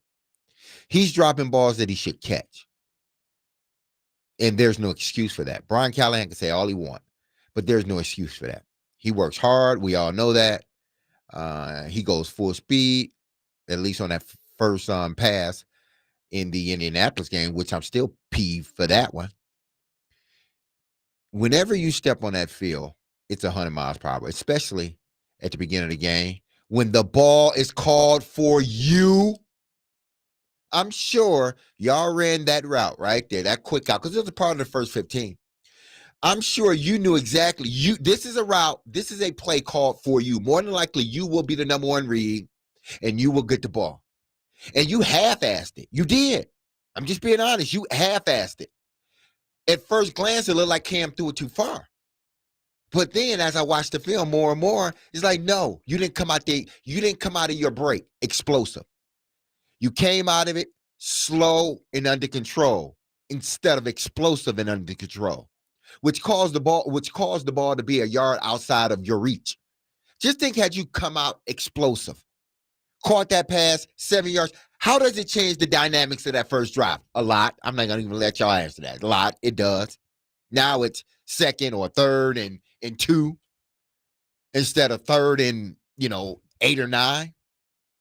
You have to do your part. Calvin Ridley has to do his part. He's not holding up his end of the bargain. And he's not showing those guys, those younger guys, this is how number one wide receivers conduct themselves inside the game. This is what we do. We don't make plays all the time, but we're going to make the play we need to make when that time comes. And this season, Calvin Ridley hasn't done that. He hasn't. And I'm not sitting here not saying something that I wouldn't say or saying something that I wouldn't say right in front of him. If I was his coach, I would sit him down by himself or I sit him down in front of the crew. Like, we fam. You need to play better, flat out. That's what needs to happen. You are a leader in this locker room, in receiver room. You need to step up. You need to stop dropping passes. You need to concentrate. You need to be in it for 60 minutes. Not 59, not 48, 60 minutes. First play of the game, first pass play of the game, you wasn't in it. I'm telling you wasn't in it. And I dare anybody else to try to combat that. Watch the film. You see he wasn't in it. He needs to play better. And the only reason I'm saying this is because I know he can play better. That's the only reason I'm saying. If I thought he was a bum, I wouldn't say nothing. Like cut him. But he's not. Now, has he been performing like a number one wide receiver? No, he hasn't. And I'm just telling you what I'm seeing. You're not performing. You drop too many balls to be performing as a number one receiver. You need to be what CeeDee Lamb is to Dak Prescott. You need to be what Jefferson is for McCarthy or whoever the quarterback is now. Not McCarthy's Carson Wentz. Carson Wentz. You need to be what St. Brown is for Jared Goff or Puka Nacua is for Matthew Stafford. That's what you need to be for the Titans. And you haven't been that guy. You haven't. So Brian can say all he want to say until Calvin Ridley figures this thing out. Because this is not the first time. He can't keep disappearing. And it's not for the lack of targets either. Now, I could see if I looked up in the game, he only had like 2 targets. Okay, come on. You got to get the man into the game. He caught 1 pass on 7 targets. 7 targets. Against the Colts. 7. You caught 1 pass and 7 targets. You dropped 2 balls. I'm going to call that, it's 3. You dropped a touchdown. I think, no, it was 2. Okay, well, it was 3. You dropped the touchdown. I don't think they called that ball that was thrown in front of him a drop, but I'm going to call that a drop. Why? Because you didn't run out of your break. You run out of your break, that's an easy pitch and catch. First down or second or third and short. That's 3 opportunities you had in that game to catch a pass, and you didn't. Or 2, and you didn't. So when they say you dropped 4 balls, they lying because you dropped more than that. That does bring up my theory. My hypothesis is I don't think Cam Ward throws the easiest ball to catch. And so there are debates, I think, sometimes, what is a drop and what is catchable but not a drop. And I do think that's something that Cam Ward can tweak. But in the meantime, as you pointed out, D-Mace, he desperately has to be the guy that becomes the security blanket. Cam Ward desperately needs what Frank Wycheck was to Steve McNair on a different level, right? We're tight end, short passes, Not the same thing. But same thing with Marcus Mariota. He had a veteran tight end as well. That was really good. Now, why am I blanking on his? Who are you talking about? The tight end that Mariota had for a long time. Delaney Walker. Walker. Delaney Walker. Yeah. But a guy that you count on, a veteran that you can count on. It's a little different when you're the wide receiver, but not that much different, right? They scheme things that they game plan to get him the ball. They need him. Boy, and I'm looking at the FTN fantasy, and it falls right into line with what you're saying, Adam. Like there's 172 receivers that are qualified. I mean, he's in the 150s. Listen, and he's not alone. There are a couple other big name guys that have really struggled, like Brian Thomas, like Drake London has not done well so far. But yeah, like I tell my kids, I don't care about them. Right. I care about Calvin Ridley. And anyone with 6 or more targets in the NFL, anyone with 6 or more targets in the NFL, because that's where the NFL stops, or at least that's where Pro Football Reference stop at 3 targets. He has the second highest drop rate with 19%. And I'm talking about 140 players that they have put down that have 6 or more targets. And you have the second worst drop rate in the National Football League. Come on, you have to be better than that. Regardless of how Cam Ward throws the football, I think Cam Ward throws a good football. I'm sure he throws no more harder than Matt did or Joe Flacco did. Just catch the damn ball. That's what they pay you for. You got good hands. Catch the ball. They're paying you to catch the ball and score touchdowns. And at this point, you're not doing either or both. You've dropped a touchdown and you've dropped passes. You got to get it straight. In order for this offense to take the step that he needs to take, he has to be one of the main reasons why it takes that step, because he's their number one receiver. Eventually, if he doesn't step up this game, and I'm going to tell y'all what happens. If he doesn't step up after the 4th game, you know what's going to start happening? Alec Iamander is going to get Absolutely. Targets. They're going to start. And you can see Cam starting it already. Cam is starting it already. Because why? Because that young kid is making the catches. He's making them. His analytic numbers are pretty good. And let's also remember, he should have one more big Yes, you should have one more big play on there. And your quarterback looking at that and like, damn, that rookie went up there and got that. I know they said it wasn't a catch, but man, that's who I'm going to now. It's logical. Yeah, it's common sense. It's common sense. By the way, Alec Iamander has a catch rate over expected of positive plus 4.5% compared to Calvin Ridley at minus 23%. Like, again, that tells you, listen, and Calvin. And Iamander has 18 targets to Ridley's 20. Right. An EPA way higher. Exactly. Iamander. So when he's catching it, good things are happening. Exactly. You're moving and change. You're getting up the field. Like He's being I aggressive. can throw the He's scoring swing pass to you, touchdowns. and you don't get any yards. That's not really, the catch rate. That's your catch rate may be high, but if nothing's happening, you ain't getting no yardage. You're not getting anything. Right. Iamander is making significant catches. And really got to understand, like, dude, if you don't get this going, I think you can. But who am I? But I think he can. I hope he can. But make no mistake, if you do not start making plays this game against the Houston Texans, and boy, oh boy, you got a secondary to go up against, because that defense is good. If you don't start making plays this game, they are going to go away from you. They're going to go to that young kid. And you know what else is going to start happening? DK is going to start playing more. And they're going to start getting him in the mix. Or you're going to start seeing Sean Jefferson a little bit more. He needs to pick his game up. 615-737-1025. A lot of reaction. By the way, who are you? You're Derek Dan Mason. That's who you are. A lot of reaction on Calvin Ridley and Derek's thoughts on Calvin Ridley. Oh, God. Coy in Clarksville. We're not doing this. Bench Ridley for Restrepo. We are not doing this, Coy. You're not feeling the strep? No. We're not We're not there yet. Coy. No. And I don't think we'll ever get there, but no. Coy, we appreciate you listening. We're not doing this. We're not doing this. We'll get to everybody else's reaction on Calvin Ridley coming up next. 615-737-1025. Willie Donick, Derek Mason, Adam Vingan, 1025 The Game.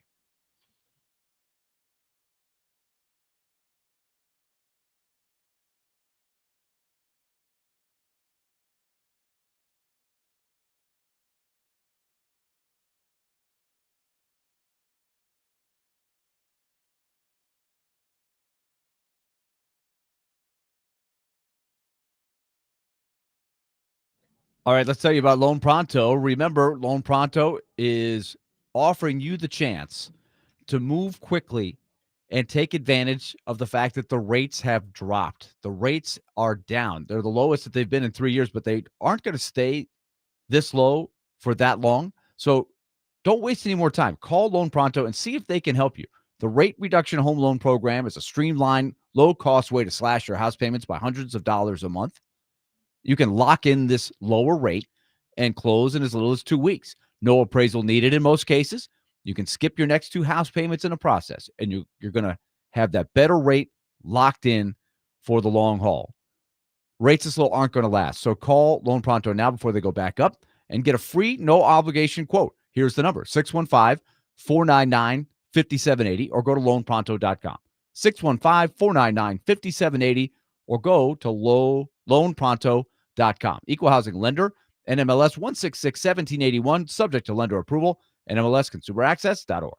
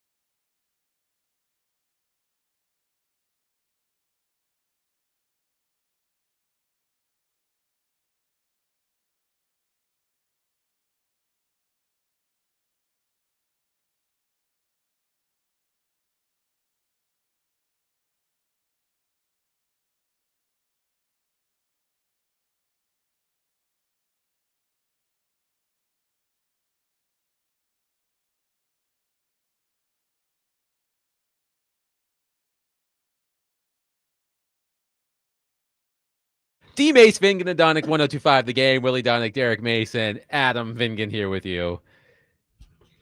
Can I say this before we get started? Yes. The silly underdog picks this week are trash, man. They're not that good. We will get to that. Life's what you make it, D-Mace. I guess, you're right. You're absolutely right, Willie. You have a lot of games out there. Yeah, Willie, I'm trying to throw them off, man. You have the first pick. You have the first I know, pick. but still, I'm trying to throw them off, man. And I swear, it's all the slate stinks. Oh man! And I swear to whatever God you believe in, and if you take another one of my picks, as you did last week, I mean, it worked out for me because Memphis still pulled it out against Arkansas, but Maryland beating Wisconsin, that was more points. But had I taken my original one, which was Syracuse, I think I would know because Syracuse was a 10.5-point dog. So I only got 10.5, I think. We will get to silly underdog picks at 520, but a lot of people want to weigh in on Calvin Ridley. Jeff, by the way, says Adam is starting to get Restrepo throat from all of the talk about giving him a chance. The Restrepo, the Restrepo ship, the Restrepo ship. The Restrepo ship. We're gonna work on it. We'll workshop that. That ship has sailed. But let's go to Travis on our phone line, driven by Wilson County, Hyundai.com. Travis, thank you for calling. Go ahead. Travis, are you there? Hello, Travis. Travis, call us back. Let's go to Eddie on our phone line, driven by Wilson County, Hyundai.com. Eddie, thank you for calling. Go ahead. Hey, how's it going? Good. You know, in all my days of playing ball, when I see Kevin Ridley out there playing and dropping balls, he looks like he's scared. That's what I saw the last game. It looked like he's scared. I mean, that's just, you know, you guys can chime in on that. Thank you, Eddie. By the way, I do think that is worth the wide receiver translator, because I do hear that come up, and I have watched plays where it's a high, hard throw. It is not easy. And you can flash back to when the NFL used to celebrate the collisions over the middle, and you could light the guy up. When D-Mace was playing, he had to go through that. But there are times where I feel like he still feels like the rules are when D-Mace played. Like, he doesn't go up aggressively and snatch the balls over the middle that are, I don't say he drops, but they are catchable. Eli on our text line earlier before that call said Calvin Ridley will not catch a ball if there is a chance for contact. Do you agree? I think right now Calvin Ridley is in his head. I think he's in his head big time. I can sort of kind of see it. He's thinking about catching the football now, instead of it just being a natural thing for him. And you know, right now he has to work through those struggles, whatever those struggles are. It's a lack of concentration. Now, as far as being scared, again, he's a number one. He's your number one, but he's not. I think people would be hard pressed to put him as a number one. We have talked about this. Willie and I have talked about this as well. Willie made the analogy a couple of weeks ago, which I believe is an apt analogy, that Calvin Ridley is the Matt Duchene of the Tennessee Titans. Mm-hmm. He is miscast as a number one receiver, just as Matt Duchene was miscast as a top line player for center in particular, center, which is what he was signed to be. Right. For the Nashville Predators. Calvin, I think you said it best just now, Derek. Calvin Ridley is a number one receiver on this team, but on a deeper, more well-rounded team, he is not a number one wide receiver. And they are running this offense through him as if he is a bona fide number one guy. Now, if you put a bona fide number one guy on the side of him, hell, Calvin Ridley, he's going to be that ideal number two. He's going to be that guy that if everybody's loading up on the number one, he can come through. He's going to get you the catches, but he needs to be secondary. He's secondary. When the light is on him, when he has to be that guy, he hasn't been able to consistently do it. And he hasn't shown up consistently in those moments that they need him, especially with this young quarterback. That touchdown that you dropped in the end zone, that was a flat-out drop. You got to have that one for your young quarterback. And you haven't made enough plays to sort of get everybody to forget about that drop that you made. So, to me, they are trying to, they probably know that if you're just talking about ideal number ones, again, if they had a pick of number ones, he probably wouldn't be in the top 10 of their picks if they had to pick number one guys. If you threw everybody in the draft again and they had to pick, Calvin Ridley wouldn't be the 10th. He wouldn't be a top 10 pick if the Titans were drafting a wide receiver. But because of where they're at as a team, he has to be their number one. but he hasn't consistently been that guy, especially this season. So he's going to have to figure it out, or they're going to figure it out for him, which means they're going to go to the younger guy, and they're going to start giving him an opportunity. And when that happens, your days are numbered if you don't pick up your play and become the number 2. That's just how it is. We'll see it. They're not going to try to hide it. We're going to see once it starts shifting, once those targets start shifting, we will know they've had enough. We don't believe you can be that guy. So we're going to go to our rookie guy and see if he can make up for whatever you're not giving us. But again, I think Calvin Ridley can go out there and be a much better player than he has been thus far, but he hadn't shown it. So I'm just going by what he's shown me. He's shown me that Io Manor needs to be the number 1, and then you need to be the number 2, and see how that works. Skylar on our text line says, could the Titans trade Ridley for a 4th-round pick to the Chiefs, or are his numbers so bad that they wouldn't give up anything but a 5th? I don't know the answer to that. I mean, Calvin Ridley has not played well enough to get now a significant asset, I would imagine. But let's go back through some things that have happened. Mm-hmm. The Chiefs have issues at wide receiver. Just as they did last year. Just as they did last year. Well, they're getting their guys. They're getting one of their guys back, 1 or 2 of their guys back pretty soon here. Yeah, and so they may not bite, but they like a lot of guys, right? You know, Andy Reid likes a lot of different kind of guys. The other part to me that's interesting is Calvin Ridley did have a bad start to last year. He I believe after 4 games last year had 27 targets and 9 catches. So he's about on the same pace, the same kind of start. And he did end up with over 1,000 yards. So he did heat up eventually to some degree. And a lot of it was, if I had to say, just being real in garbage time. Some games like the Lions game, or it was in the Lions game. He had like 10 catches. They were getting smoked, but he did have a really good game. So he can be better. Like he's way better than those numbers. It's like a guy that has had good years in the big leagues and he's on the trade block because he's hitting 190. And you're like, he's hitting 190. He's been very disappointing, but I think he's better than that. Yes. So it's a question that I think they need to take a look at, especially if they are feeling really good about Io Manor, DK. Now DK's numbers are not good in the passing game. He's been the best things that he has done has been he's a gadget guy. Right now. That's how they're using guy, specialty plays, some end arounds, the sweet, and of course the returns. He looks like he's a good football player that maybe they have to find out if he can be a regular wide receiver. But I think looking at what the value is, the question, the texter asked a really good question. What could you get? I think they should find out. Would you do it for a 4th-round pick? Possibly, yeah.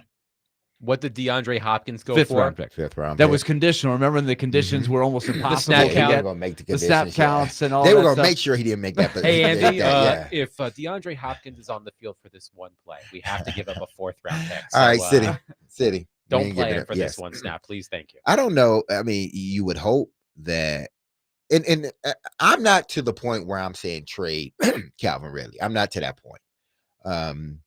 They've got another month. But if you do, if that's what they're thinking, after say another month, we get into late October, somewhere around there, right before the trade deadline, or as it is approaching.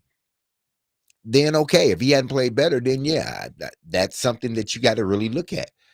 But if he's starting to play better and he's picking up his game, then, and especially if Io Manor is developing the way you want him to, then I would keep Calvin Ridley, because I would rather have 2 good receivers that is building chemistry with my young quarterback than 1. But that's all predicated on whether Calvin Ridley starts to play the way that I think he can play.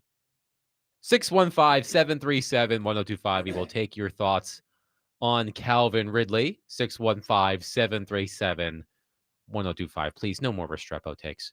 But you can text us about Calvin Ridley if you want. 615-737-1025. Coming up next, Jonathan Hutton from Hot Mic with Hutton and Withrow will join us. We will get his thoughts on everything that's been going on in Titans land over the past couple of days. Jonathan Hutton will join us next. 615-737-1025. Willie Donick, Derek Mason, Adam Vingan, 1025 The Game.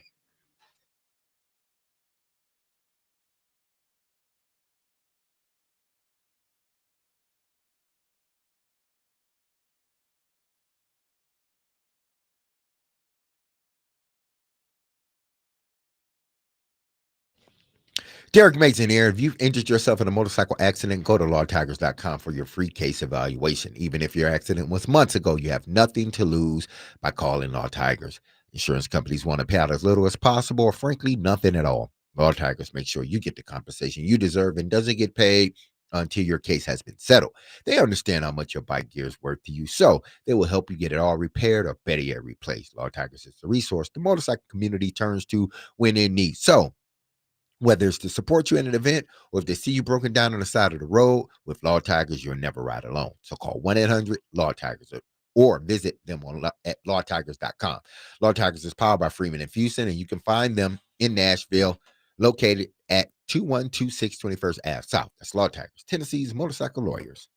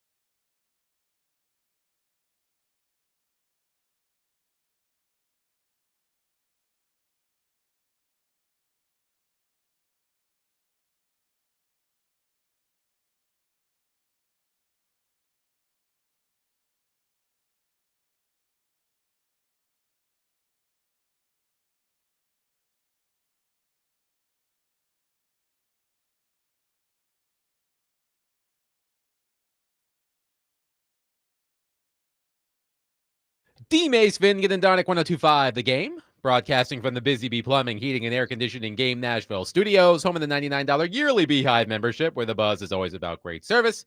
Willie Donick, Derek Mason, Adam Vingen, and David Janes here with you. A reminder that Silly Underdog Picks is coming up next. But before we get to that, let's welcome in one of our favorite guests, Jonathan Hutton from Hot Mic with Hutton and Withrow, joins us as he does every Wednesday at 5 o'clock. So, Hutton, I don't even know where to begin, man. We're going to start with college football, Adam? You'll start with college football? No, we're gonna put that off to the side for now. I don't even know where to begin with what the hell has been going on with the Tennessee Titans over the past couple of days. So I'll let you decide. Do you want to start with Brian Callahan or Jarvis Brownlee? Oh, we're starting with Callahan. Okay. We're starting with Callahan. And here's why. We're 3 games into the season.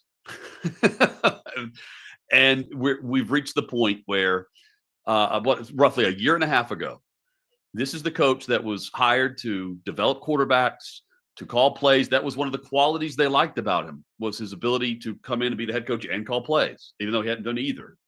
And here we are to this point, which is rock bottom. I mean, this is worse than the Wisenhunt era, except he's a nice guy. That's really what it comes down to. And that gives him this lifeline of changing the play callers. But what's interesting is he didn't go with Nick Holes, his offensive coordinator.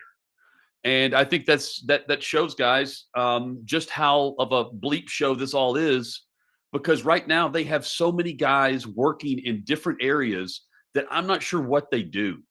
If your offensive coordinator isn't going to call plays whenever the head coach who's calling plays turns things over to the quarterback coach, what's the purpose of Nick Holes being there other than being his high school teammate on the football team? And right now, Mace, you tell me in your history being in the locker room, Mm-hmm. right now they have roughly 5 guys coaching the quarterback currently. 5 guys. I can think of 2. More you have a quarterback assistant, Mm-hmm. that type of thing. But so you have Nick Holes, who's the offensive coordinator. He's going to be around the quarterback. We know the head coach is a quarterback guy. Bo Hardigree is the quarterback coach. There is let's see, Peyton McCullum. He's the assistant quarterback coach. Is that a person? I don't even know. I didn't even know who that is. Peyton McCullum, assistant quarterback coach. He's actually the coach who Callahan sent to the East-West Shrine game to scout and coach Shedeur Sanders. That's Peyton McCullum. And then there is Mike McCoy, who's known for quarterback coaching and is a former quarterback in college, has, of course, been a head coach. The difference in all of those coaches to the offensive coordinator of the Tennessee Titans is that they have been in a quarterback room and they have been around the quarterback coaching. This guy, I thought it was going to be Nick Holes who was going to call plays. And Callahan jumps over him, and I started figuring out why. He's never called plays. He's never actually been a position coach where he's been in front of the room. He's never had his own room. He's been an assistant coach at a position, but he's never commanded his own room. And he's an offensive coordinator. I mean, by title only, it is such a debacle that right now you have a rookie quarterback and 5 guys are around him, all in his ear. There could be more. I'm not even sure if Amy Adams Strunk knows what she's actually paying these guys to do, because the title gave it away for me that offensive coordinator, play caller. No, even though he apparently called plays in the preseason. He did not get the shot here. Maybe Bo Hardigree's the next great thing at calling plays, because he did a nice job in a fill-in role in an interim role as the play caller whenever Josh McDaniels got fired. But guys, this is deeper than just he's handing over play calling. And he wants to. He says yesterday it's no big deal. This happens all the time. I've never seen a structure like this. The quarterback coaching alone is much like the front office, and I can't tell you what any guy does and which guy is saying what. It's a cluster, and it's really indicative of what the locker room is made of. Whenever you look at the coaching, and you're thinking to yourself, okay, who's doing what, and who do I report to? Imagine being Cam Ward right now. I guess the offense stays the same, but for all I know, by week 5, maybe he has a different play caller altogether. Maybe it's Mike McCoy's his interim head coach. Well, to me, Hut, this is the way the Titans are showing patience by nudging him a little bit, saying you need to give up play calling duties. Hey, Because Mace, real quick. This is going to test her patience to the max, because I was in the tunnel when he came through and he was being booed. Like it was getting rough, F-bombs, all this stuff. She was getting booed. That's what I said. This is the ultimate test. Yeah, this is her way of showing patience. I'm not going to fire you, but you need to find a different play caller. Yeah. Why he chose not to go with Holtz? I would tend to believe that Bo Hart agreed because has called plays. Right. Then he would be. Well, why didn't you make him the offensive coordinator if that was the case? By title alone. So he's connected. These are all his friends. Yeah, I know that. But if you are, I'm not going to say forced, but if you make a change and you don't go to your offensive coordinator, but you go to your quarterback's coach, shouldn't that tell you should have made your quarterback's coach the offensive coordinator anyway? Yes. Yeah, to save your job, you're going to the quarterback's coach to call plays. I mean, because if he does well, this thing can get, he can be the head coach if he actually, can manage things on the sideline. This is like less than 1% chance though, because again, like everything is just answer this, and then he contradicts himself on the other side. I don't get it. It's a lot of confusion, and I can't imagine being a player right now. I wouldn't even try to imagine it right now. Yeah. The whole Brown. What did you think? And I'm just going to leave it and let you go with it. Okay. What was your thoughts when you saw that they traded away Jarvis Brownlee? Okay, I should have picked up on this a little bit more than I did at the time, but on Sunday. In passing, I was speaking with someone who told me that had he not been hurt, that Brownlee would have been benched on Sunday. He was like, that would have been the case. So when I saw this, I'm like, oh, that reminded me what I'd heard.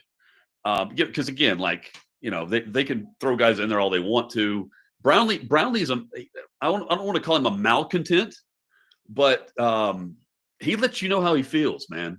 And all the penalties and stuff, he's very nonchalant about it. Like TD was asking him in the post game recently about some of the penalties. He's just kind of like, no, I'm not going to change. It's just the ref's call, and I can't do anything about it. They see him as a nickel. They see him as an inside corner. I don't think he sees himself solely as that. And I think he and Denard Wilson just didn't see eye to eye on that. Now, do you trade him away just solely because of that? No. But whenever I hear Callahan say this is for the betterment of the current situation and the future, well, it gets him out of the locker room around the young nucleus that they're trying to build. And this is from the Borgonzi angle, and also it signifies and it shows an example of what they don't want. And I mean, that's indicative of what they're getting in return. They're getting nothing. They're bumping up to a 6th-round pick, but this is for a guy, a young player at a position they have zero depth. And they said, get out of here. We don't want you because of whatever thing's going on behind the scenes. And I'm not blaming him. I don't know what the dynamic is, Mace. I'm saying he was not pleased. He was not seeing eye to eye. They clearly weren't either. And the real story is this is a player that they were counting on. This is a player that is 3 games into the season. It's not like he randomly became upset over a week. Again, like goes back to the organization and just what are you doing? This is a player that you weren't going to count on L'Jarius Sneed to be out there. Like they needed him. They needed Brownlee, and they were counting on him. But why? If he's like this, because again, they got rid of him for nothing. We've seen they got a 7th-round pick for Isaiah Wilson, and they trade this dude for flipping picks in 7th and the 6th. That's all I'm saying. There's more to it. For whatever reason, they let Callahan take the shots today with the questions. And I think he gave it away whenever he's just simply saying he's not going to talk about it. He's, that's not the message I would be wanting to get across. I would just simply say it's yeah, there's a structure here, there's a hierarchy, and I don't have final say. That's all he has to really say. This is Chad Brinker's final say. Jonathan Hutton is with us. Hot Mike with Hutton and Withrow. So, Hut, how concerned are you with T'Vondre Sweat at this point? Because I'm pretty concerned with the specific injury he has, piled up with 2 other ailments, and the backdrop of they got the good rookie year out of him, but it kind of has you wondering with the his makeup, right? His body type, is this going to be a lost year? I'm really concerned about that. Yeah, because I think so. I mean, it was you mentioned the body type. I mean, just with his weight, and again, like it plays to his benefit, but not with this injury. I think it's. I mean, it's not like we're going to look back and be like, man, this was actually what propelled him by any means, you know. And it's clear that they need him. And Simmons plays well off of him. Simmons is getting double teamed, all that stuff. That's all true. But if we're really looking at the future of the line, they're building up front through both of them. That's what the plan was. And yeah, it's that's just one of the unfortunate things. I'm with you, Willie. Like the move to put him on IR. I don't think there's a spot where they needed to rush to do that, because you have to have you have to have 7 inactives anyway. So they're to a point where they're not going to rehab him and wait on him. But it's not good for a young player in year 2 to start out like this. And whenever he missed time in camp, that's when it started to get a little weird, because especially at his spot, that's not something you just bounce back from. It's ironic too, because of all of the talk we had before he ever really took the field, and the speculation that his weight was going to be a problem, all of these things, and he answered all the critics. He did. And now he's going to have like an extra, I think, incentive and motivation to really work himself back to where he could help the team this year, because he's so far behind. And this is the year where could he stack another skill set? I mean, the guy's talented, but can he get after can he get a quarterback? He gets a lot of quarterback pressures. He did that in college. But can he get a guy down on the ground? Can he force the quarterback back up or outside into the pass rush and benefit another player? Those are things that he was going to be working on and try to improve on and really elevate his overall game to the level where he would be drafted, where they use that draft pick. That's just the bare bones of it. Is does he live up to where he was picked? Because he's a very talented player, but he's not Big Jeff, right? He's not Jeffrey Simmons of 3 years ago, who can rush the passer and stop the run. And that they need 2 of those guys up front, because right now they can't get after the quarterback to do anything. And that's teams are carving them up. I mean, Daniel Jones just ripped them apart. Right now, quietly, Peter Skoronski's putting up pretty good grades. That's one of the few good things going on. But unfortunately, it's balanced on the other side that they can't seem to get J.C. Latham healthy. Are you hearing anything along those lines? Is he getting close? Because I haven't really heard anything. I haven't heard anything on Latham. Only thing I've seen is this revolving door again at right tackle.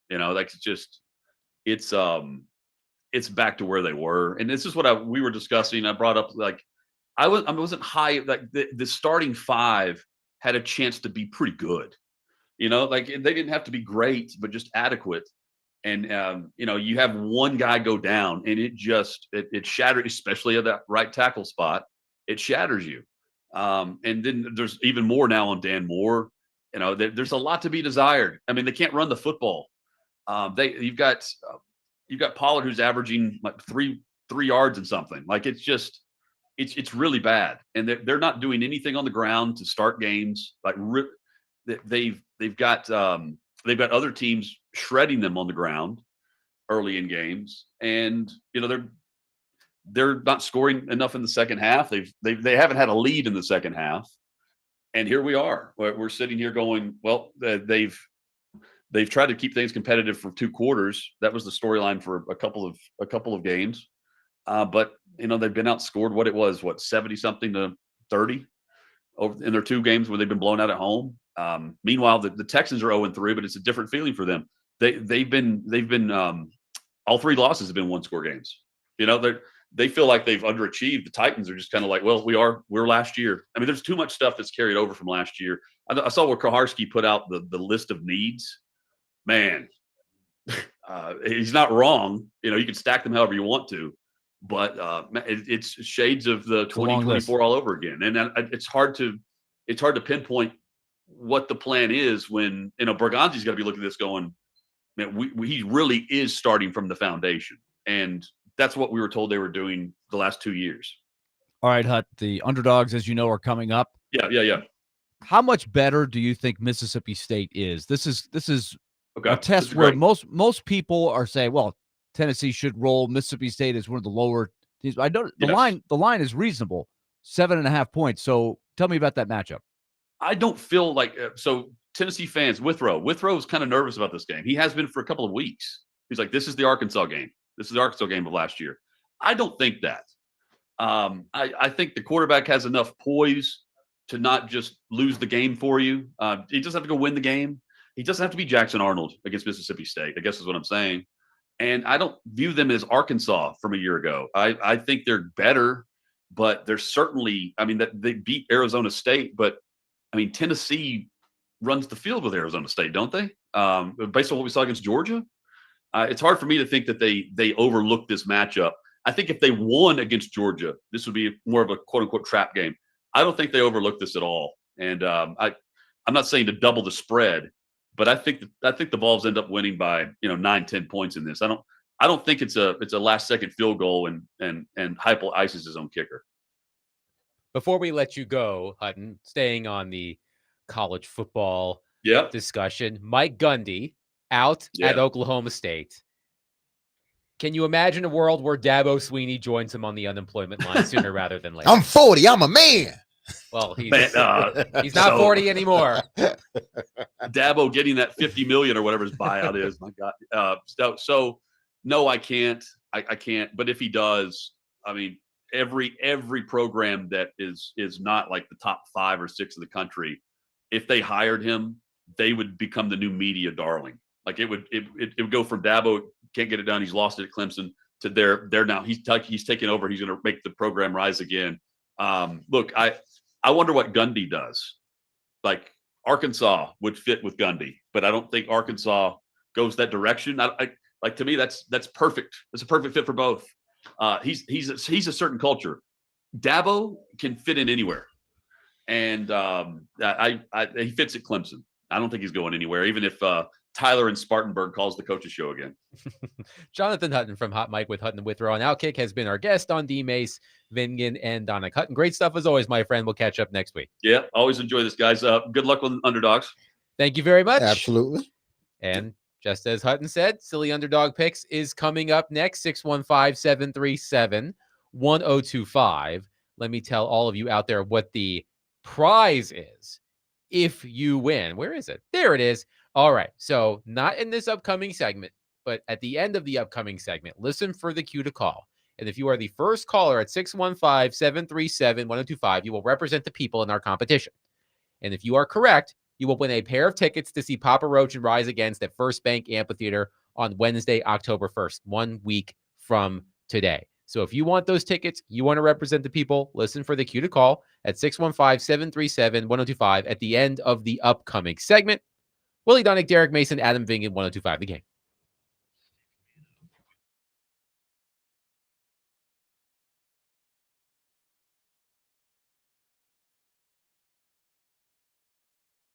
Hey, this is Derek Mason. You heard me tell you about Dr. Lodge and his staff over at Cool Springs MD for some time. If you set out to lose weight, chances are it's not your first time setting some type of goal to shed some extra pounds only to face disappointment. But I got some news, and it's good, because at Cool Springs MD, Dr. Lodge and his team understands the frustration of this cycle, and that is why they offer a different approach to weight loss. Their comprehensive weight loss program is led by Dr. Jeffrey Lodge and addresses the root cause of weight gain with tailored nutrition, exercise, blood test supplements, and more. They will customize a program specific to you and you only. So connect with Dr. Lodge at CoolSpringsMD.com today to schedule your appointment for a personalized weight loss plan just for you. That's Cool Springs MD, where your weight loss journey becomes a success story.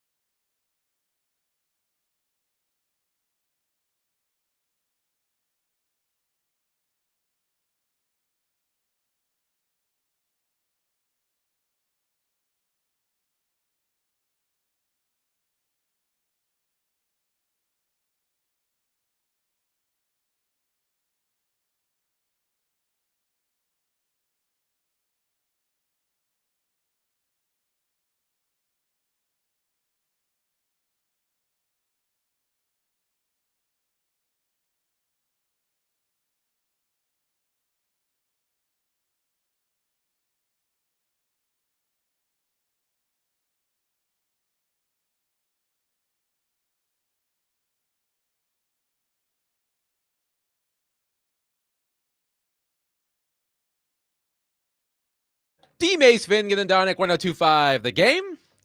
It's that time of the week. It's time for week 5 of Silly Underdog Picks presented by our friends at Volunteer Hose and Gasket. Without any further ado, I hand things over to Commissioner Willie Donick.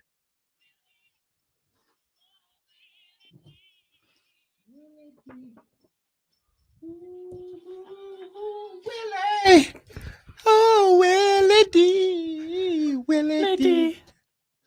Ladies and gentlemen, boys and girls, welcome to Silly Underdog Picks 2025, presented by Volunteer Hose and Gasket. People, 4 weeks have been played in this exciting season, and we have ourselves an outstanding pennant race. It has gone back and forth. We've had lead changes. We've had people start slow and come out fast. We've had people slow out of the gate and stay slow. Who could I be talking about? We'll find out in a moment. But let's welcome our contestants before we go over what happened last week. We've got, of course, Adam Vingen, Derek Mason in the studio.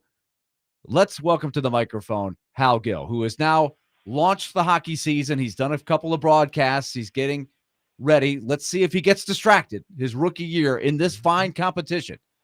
Hal, can you stay focused now that the Predators have taken the ice for training camp? I'm trying to, but I got to get knocked. The rust needs to come off a little bit. I got to be honest. You and Mace sounded terrific last night, and I got to get to your level, and so I do need to focus on hockey, but I still have some mind space left, and I hope I can get back on the board. I feel like I was doing all right with this, and our crew was kind of humming along, but Willie, it's been tough trying to get my board, my committee to come together on this one. So I'm hoping something sticks this week. You're saying with training camp, some of the people on the committee were a little distracted. They did not give you the same Too many input? cooks in the kitchen. I have a lot of voices, but they're not dialed in. A lot of loud voices. And there's a lot of voices in my head too. That's a tough combination. Let them keep on talking to you, Hal. Let them keep on talking to you.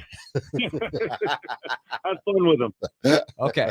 Well, let's get a status report on Chris Sanders, the defending champion. He has not answered his phone. It's 5:27. So we have been trying to lobby the Big Red of Montgomery Bell Academy to finish football practice on Wednesdays no later than 5:18. That has not happened. It has not. But the good news for Chris, unlike last week, when he showed up literally at the last second, he does not pick until the very end. Yes, he is good for him. He has a cushion. He has some time. I think he's listening. I mean, that's my whole. He would be I think on he's time. listening. Today he would be on He wants time. to make a dramatic entrance. Well, let's just make sure that David James is in the bullpen. I'm ready. We have a no-show. All right. Why don't we recap? Let's last recap week? what happened in week 4. Chris Sanders, who called in under the wire to make his pick in person, went with a longtime in-state rivalry. Washington State, a 19.5-point home dog against arch rival Washington. The two no longer play in the same league because of the weird geographical blow-up we've had with all of the stupid. What league is Washington State in? I don't even know. Is there still a Pac-12 office? No. With Merton Hanks in there with 2 teams? It's like 3 telephones. That's it. They slashed the budget. No Cam Ward. Anyway, Washington State got smoked 59-24. Washington puts up 59. They host the Ohio State Buckeyes this week. Intriguing. Keep an eye on that one. I'm curious if anybody decides to look that way. So Chris Sanders went into the week with 0 points. How did he come out of the week? He added 0 points. And so his total for the season is what? 0 points. By my math, I don't think that's good. So by my math, that's the 0 defending points, champion right? continues to struggle. He continues to struggle. This new schedule, this Wednesday thing is just not working for him. Hey. That brings us to D. Mace, who came alive last week. He was 0-2 to start. He got the New Mexico Lobos for 15.5 at UCLA. Last week, he went with the Terrapins of Maryland, a 10-point dog at Wisconsin, a noon start, 11 a.m. Nashville time. They led wire to wire. against the Badgers at Camp Randall Stadium. Wasn't even close. Wiped the floor with them. 27-10. 10 big ones for D-Mace, and he is vaulted into first place. Give me my money. Give it to me. Give it to me. Give it to me. Give me my points. Give me my points. I take them. I did notice, though, you were still watching late, just in case. Yeah, I was watching late. Like, it was I was like, this is over. It's over. No, I got to make sure it's over. Now we get to Hal Gill. He selected, I thought, a very sensible pick. One of the original founder of the Silly Underdog Picks, George Plaster, used to talk about picks that made sense. Illinois, the 9th-ranked team in the country, 5.5-point dog at Indiana. Also a ranked team, but, not exactly the toughest place traditionally. Hal, Hoosier 63, Illini 10. What the heck? What happened? Who's your daddy? I don't know. I got kind of beat up on that one. I think the injuries. I only caught the last part of the game, and I was like, forget it, it's over. And the report was Lindsey Rowley was quick to point out that that's a bad pick because of all the injuries that mounted up. And so, I took one on the chin, but that's all right. I'm bouncing back this week. Okay. Yeah. So Hal has turned the page on that one quick. 63-10. That is fall, one where get you back up. Throw the tape out the window. Then we get to Adam Vingan. And he is a stat nerd, as he is self-proclaimed, with the big ass glasses. He selected Memphis, a 7.5-point home dog in the Liberty Bowl against Arkansas. Arkansas led this game 28-10 late in the first half. A big play makes it 28-17 at the half, so Memphis went in with a little momentum. However, they still trailed late. Then they had an interesting run option where it didn't look like they were going to get the handoff, and the guy runs for about 60 yards. He gives them the lead. But still, Arkansas is moving the ball down the field easily to the point where all they've got to do is milk the clock and kick the field goal to win, 34-32. So much so that I thought that Memphis would actually consider letting them score so that they could get the ball one more time. But Memphis has a great play where they force a fumble. They get it back. Somehow they get a first down, and then they don't kneel on the ball, and they almost had another Joe Pisarcik. But lo and behold, after a lot of drama, with all of us watching and texting on our text line, Memphis pulls it out, 32-31. Adam gets his third consecutive win. Go Tigers, go. I am not a betting man, but if you are, I would suggest listening to me because that is 3 consecutive underdog picks in a row. We'll see if we can make it 4 today. What place you in? Well, I'm in second place. We're going to go over that in momentarily. It is the first 3-game win streak in the competition since Chase McCabe, the suit, last year started Chase the year. had a 3-game win He streak? started the year 3-0, but it was well overshadowed by Chris Sanders and his. Oh, Chris is here. Oh, Hey, Chris, wow. speaking of Chris Chris, is here. Oh, man. How many wins you got, Chris? See, I was going to be. Don't worry about it. I can tell you. I can tell you got no wins. You had 0 points before last week. Wow. You gained 0 points this week, which means you have 0 points. Okay. There you go. Just in time to recap the standings. Yes. We're just saying. That's all, Chris. Okay, so D-Mace is in first with 25.5. Say it again, Willie. Say it again. D-Mace is in first, 25.5 Okay, points. there we go. Adam there we go. Vingan now with 18. Hal, 17.5. And Chris has work to do. But we know Chris's strategy. No. How many points does Chris have? Nil. Okay, there we go. Nil. That's fancy for 0. Exactly. Okay, here's the order of picks. D-Mace will be first, Hal second, Adam third, and Chris fourth. Why you hating on me, Chris? So leading off week 5. Let's bump that music. The Spartan himself, Derek Mason. Oh my gosh.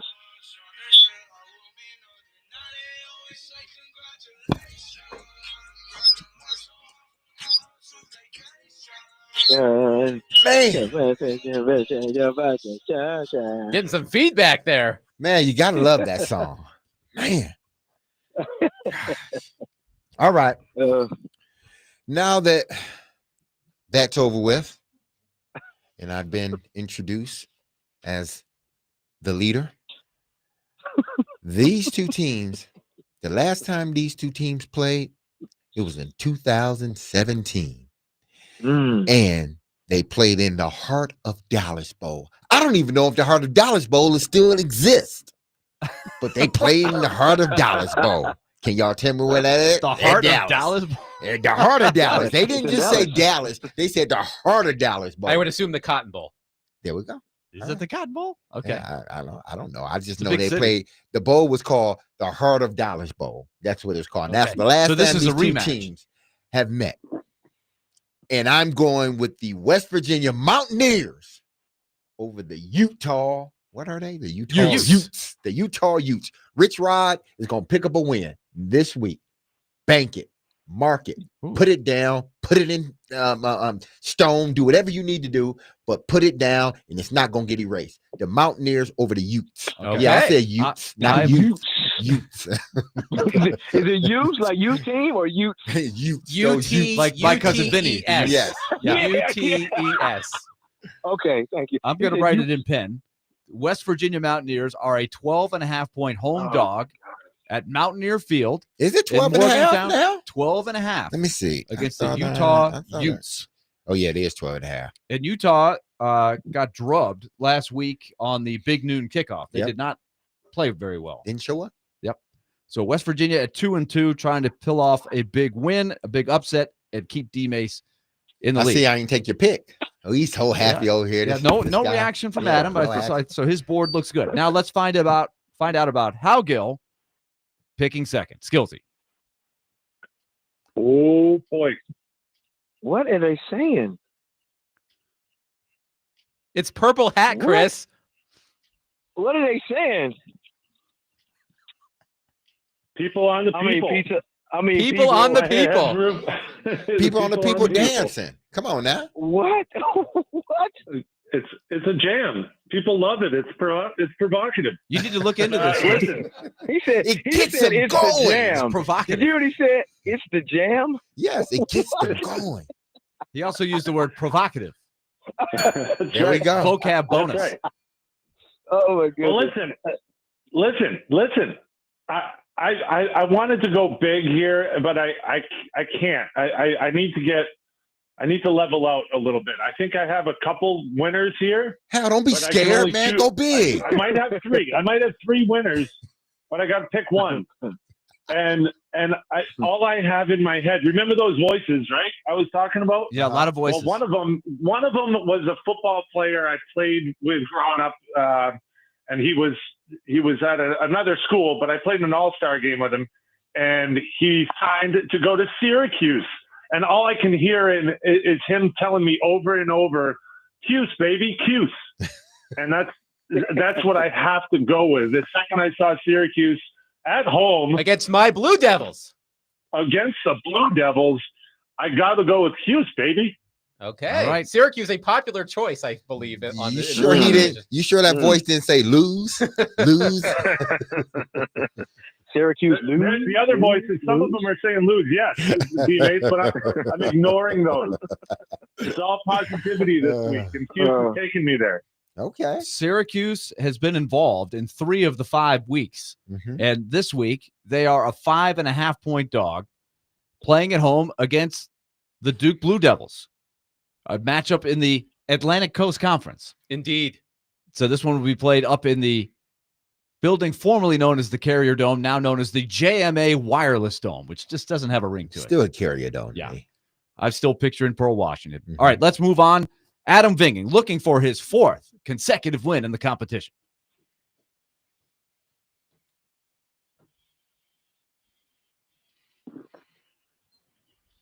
So Hal took Duke, and y'all know one thing Well, Hal I took love. Duke to lose. Yes, Hal but took- he mentioned Duke. I'm Yes. sorry, he mentioned Duke, and you know there's one thing that I love just as much as watching Duke win, and that's watching North Carolina lose. Yep. Which is what the Tar Heels did last week, 34-9 against the UCF Knights, and those UCF Knights, if I am not mistaken, are a 6-point dog at Kansas State this weekend. So I will roll with UCF to defeat the Wildcats in Kansas. The Golden Knights of UCF are indeed a 6-point dog as they travel to Kansas State to take on the 1-3 Wildcats. Kansas State was supposed to be one of the better teams. They've struggled some. UCF is 3-0. And who was the coach at UCF? Mr. Gus Malzahn. Or was the coach. Well, he was there, right? Isn't Gus Malzahn somewhere else now? I've lost track. But UCF is a 6-point dog as they take on K-State on the road. That brings us to the most entertaining pick of the week every week.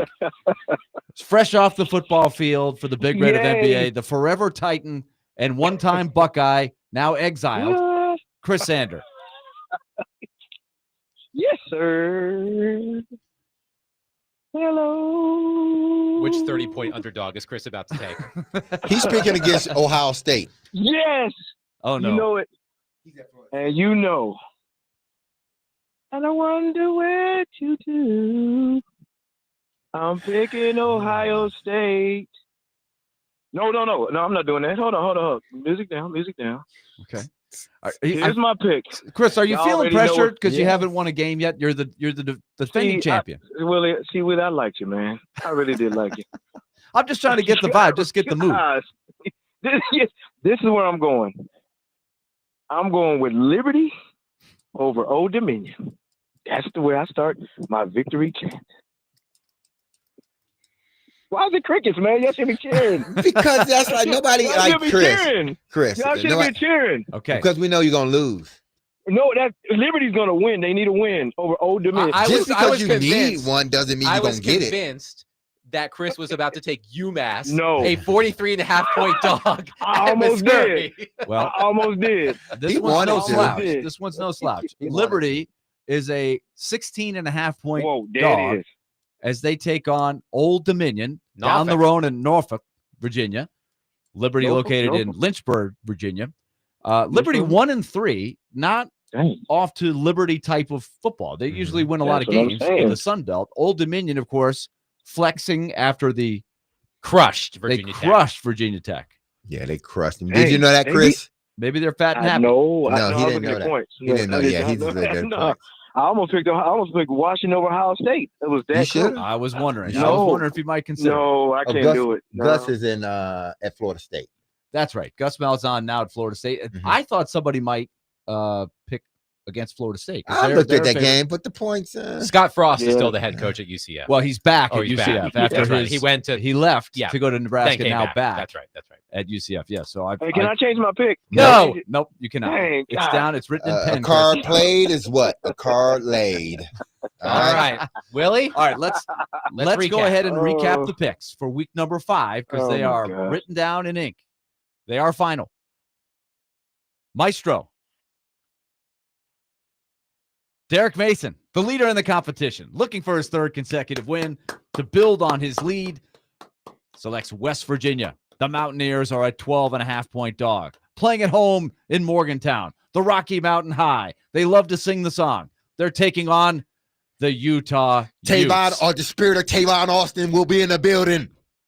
Will Pac-Man Jones be in Or attendance? Pac-Man Jones or Henry, one of them. Pat McAfee. Pat McAfee too. We take them all. Hal Gill, right now in 3rd place, but just Ooh. 8 points behind the leader. He'll Ooh. go to ACC Ooh. action and take the Syracuse Orange, a Ooh. 5.5-point dog against Duke. Jimmy Boeheim against Coach K. Nope, not brown ball. It is the pigskin. It is a football matchup. Adam Vingan. And I love my pick because none of you guys picked the other picks that I was guaranteeing wins. And none of you guys picked them. Aha. No one took Colorado. No one took Virginia. I thought about Virginia over Florida State. Virginia over Florida State Yes. was what I No, thought not might a go. chance. Adam Vingan selects So, Scott I'm Frost happy and the about it. UCF Golden Knights. Ooh. UCF from Orlando, making the long road trip from Orlando to Manhattan, Kansas. How many kids on the UCF team have ever been to Manhattan, Kansas? Well, after Saturday, they will all be able to say they've been there. And UCF is a 6-point dog as they take on the 1-3 K-State Wildcats. Intriguing matchup. That brings us to Chris Sanders. Yes, go. Looking for his first win of the season, staying Let's true go. to form and going with a big Let's underdog as he normally does. He takes Yes, I Liberty, do. a 16.5-point dog on the road 16. at Old Dominion in Sun Belt action.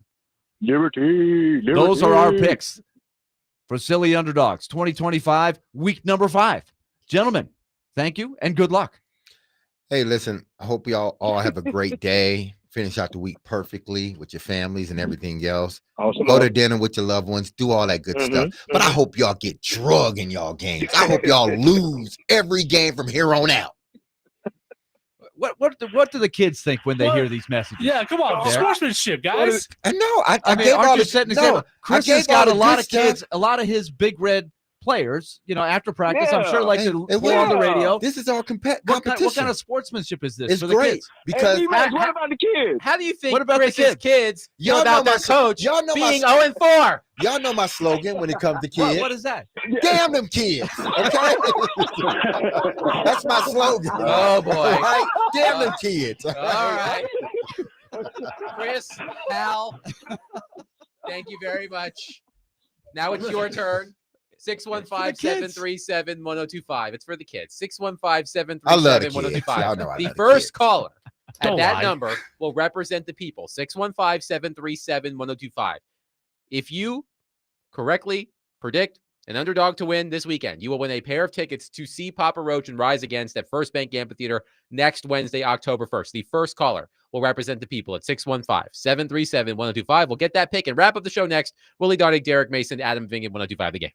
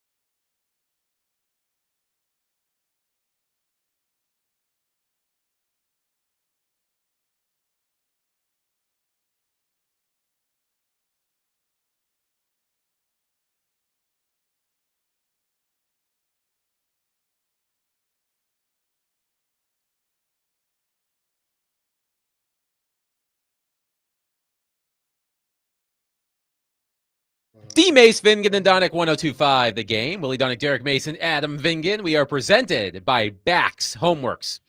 Bax Homeworks transforms kitchens, bathrooms, and living spaces into places you can't wait to come home to. You can get your free estimate right now at baxhomeworks.com. All right, let's go to our phone line driven by WilsonCountyHyundai.com and welcome in Steven, who will represent the people this week in Silly Underdog Picks. Steven, your selection, please. LSU. LSU. Okay. Thank you, Steven. That is a smart pick. Yes, it is. Because the people do not have to worry about the points. The points Yeah, the as points, much. yeah. You know, they're not. They can be every person for themselves, Mhm. right? Because they just want to win. Yes. And so LSU is playing Ole Miss in one of many really good games. But when you have a good game, the line usually isn't very high, and that is the case here. What's the line on that one? Ole Miss, LSU is a 1.5 underdog Ooh, at Ole Miss. okay. LSU number 4 in the country at 4-0. Ole Miss also at 4-0. There's romance going on. I think somebody went. Was it the Lane Kiffin's daughter? Is it Lane Kiffin's daughter? Yes. Lane Dating Kiffin's daughter, the Landry, is linebacker. dating Whit Weeks. Yes. Is Don't he ask me back? how I know that. Is he back? Or because Well, he was apparently hurt? it's all over. Well, he wasn't Yeah, hurt. it's He all got over, yeah. he got ejected, didn't he? For Yeah, but I think that was the last game. okay. I think it was the last game. Yeah, I know he got ejected for targeting. So So the people have spoken through Steven, and so he takes number 4 as underdog. That's not a bad strategy there. That's a No. pick that makes sense. Adam, is there any special programming coming up at the top of the hour? Indeed, Oh. another live edition of Preds Insiders featuring Adam Vingan, that's me, and Willie Donick, that's him. We'll start at 6 o'clock. So Predators fans, stick around after DVD for a full hour of Preds talk. We will be joined by Mike Kelly, Director of Analytics and Insights at SportLogic, one of my favorite people in the hockey world in terms of hockey analysis. And I'm not just saying that because he's also my boss. But Mike Kelly will join us at 6:30 to give us the fancy stats of the Nashville Predators. But we will break down the preseason game last night, how much of a bounce back we can expect from the Predators this season, and so on and so forth. So stick around, Predators fans, for a full hour of Predators talk right after our program. Now, we mentioned this on Monday when we had Clark Lee on the program, but the SEC has unveiled its common opponents for the next several years. Mhm. And I got a kick out of this quote from, speaking of Ole Miss, Lane Kiffin. So Ole Miss is keeping LSU and Mississippi State as annual rivals, but they are losing Vanderbilt and adding Oklahoma. And Lane Kiffin said, quote, "We don't have anything in common with them or our fans." well, That's he, unfortunate with so many great teams that we played for a long time here. He ain't lying. Including Vanderbilt. He said, Right? yes. He ain't lying. I mean, But couldn't you say that about basically every team in the league? but at least Vandy with has been Oklahoma, in the SEC. Why is Oklahoma in the SEC? Yeah. This is why they shouldn't have ever taken Texas and Oklahoma. It was rough enough when they took Texas A&M. That wasn't a fit either. The only teams that have a tradition with Oklahoma are Texas A&M and Texas, also teams that really shouldn't be in the league, in my opinion. I always appreciate Lane Kiffin's candor. A lot of coaches would just say, hey, we just have to play the teams on our Right. schedule. But Lane Kiffin says it makes zero sense that we're losing doesn't. Vanderbilt for Oklahoma. By the way, Right. Vanderbilt's 3 common opponents: Auburn, Mississippi State, and Tennessee. Tennessee's 3 common opponents: Alabama, Kentucky, and Vanderbilt. Maybe tomorrow we can talk about the rivalries that we're going to lose as a result of this. Because, for example, Alabama does not have Georgia on its list of annual opponents. And Florida does not have Tennessee on its annual list of opponents. Now, it cycles every 4 years. Right. Again, it goes back to the same thing. Don't have 16 teams in your league. Yeah. You are an SEC purist. I get it. I'm the same way about the ACC. The fact that 2 teams from California and 1 from Texas is in the Atlantic Coast Conference makes what world me are we sick. living in? It's sick. You can't have everything. It's a You sick can't have world we're living in. rivalries and then have teams across the continent. Sick. Well, UCLA, USC, all in the Big Ten. Yeah. Makes no sense Big Ten. whatsoever. they got closer to 20 teams than they have 10. Exactly. And they still call themselves the Big Ten.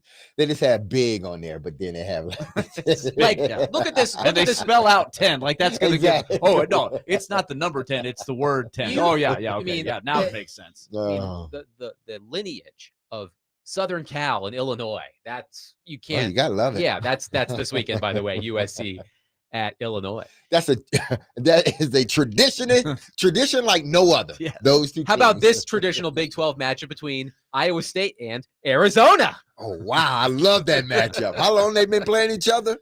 Just yesterday. Oh man, Hell of a rivalry. it makes no sense to me. It's a sick world we're living in. It is. It is. Hey, everything's changing. Here's man. The another one world's that changing. if the line was a little bigger, and I thought it might be, but Notre Dame at Arkansas in a non-conference. That's an interesting game. Very interesting. I think Arkansas. I think they are no longer in a position. I don't think Notre Dame to be in the playoffs. I think they're going to have to just run the tables and do it in a way where they show they're one of the better teams. But I don't think they're going to beat Arkansas. Arkansas will have plenty of talent to bring to the table. Arkansas's biggest problem is what got them beat against Memphis. They don't do the little things. They fumbled the ball. They had the game won. They could have kneeled down, milked the clock, and kicked an easy field goal. Second time in a row they did that. Yes. That's they have why they're lost going to beat twice, Notre Dame. and I'm sure their fans are going, how did we lose either one of those games?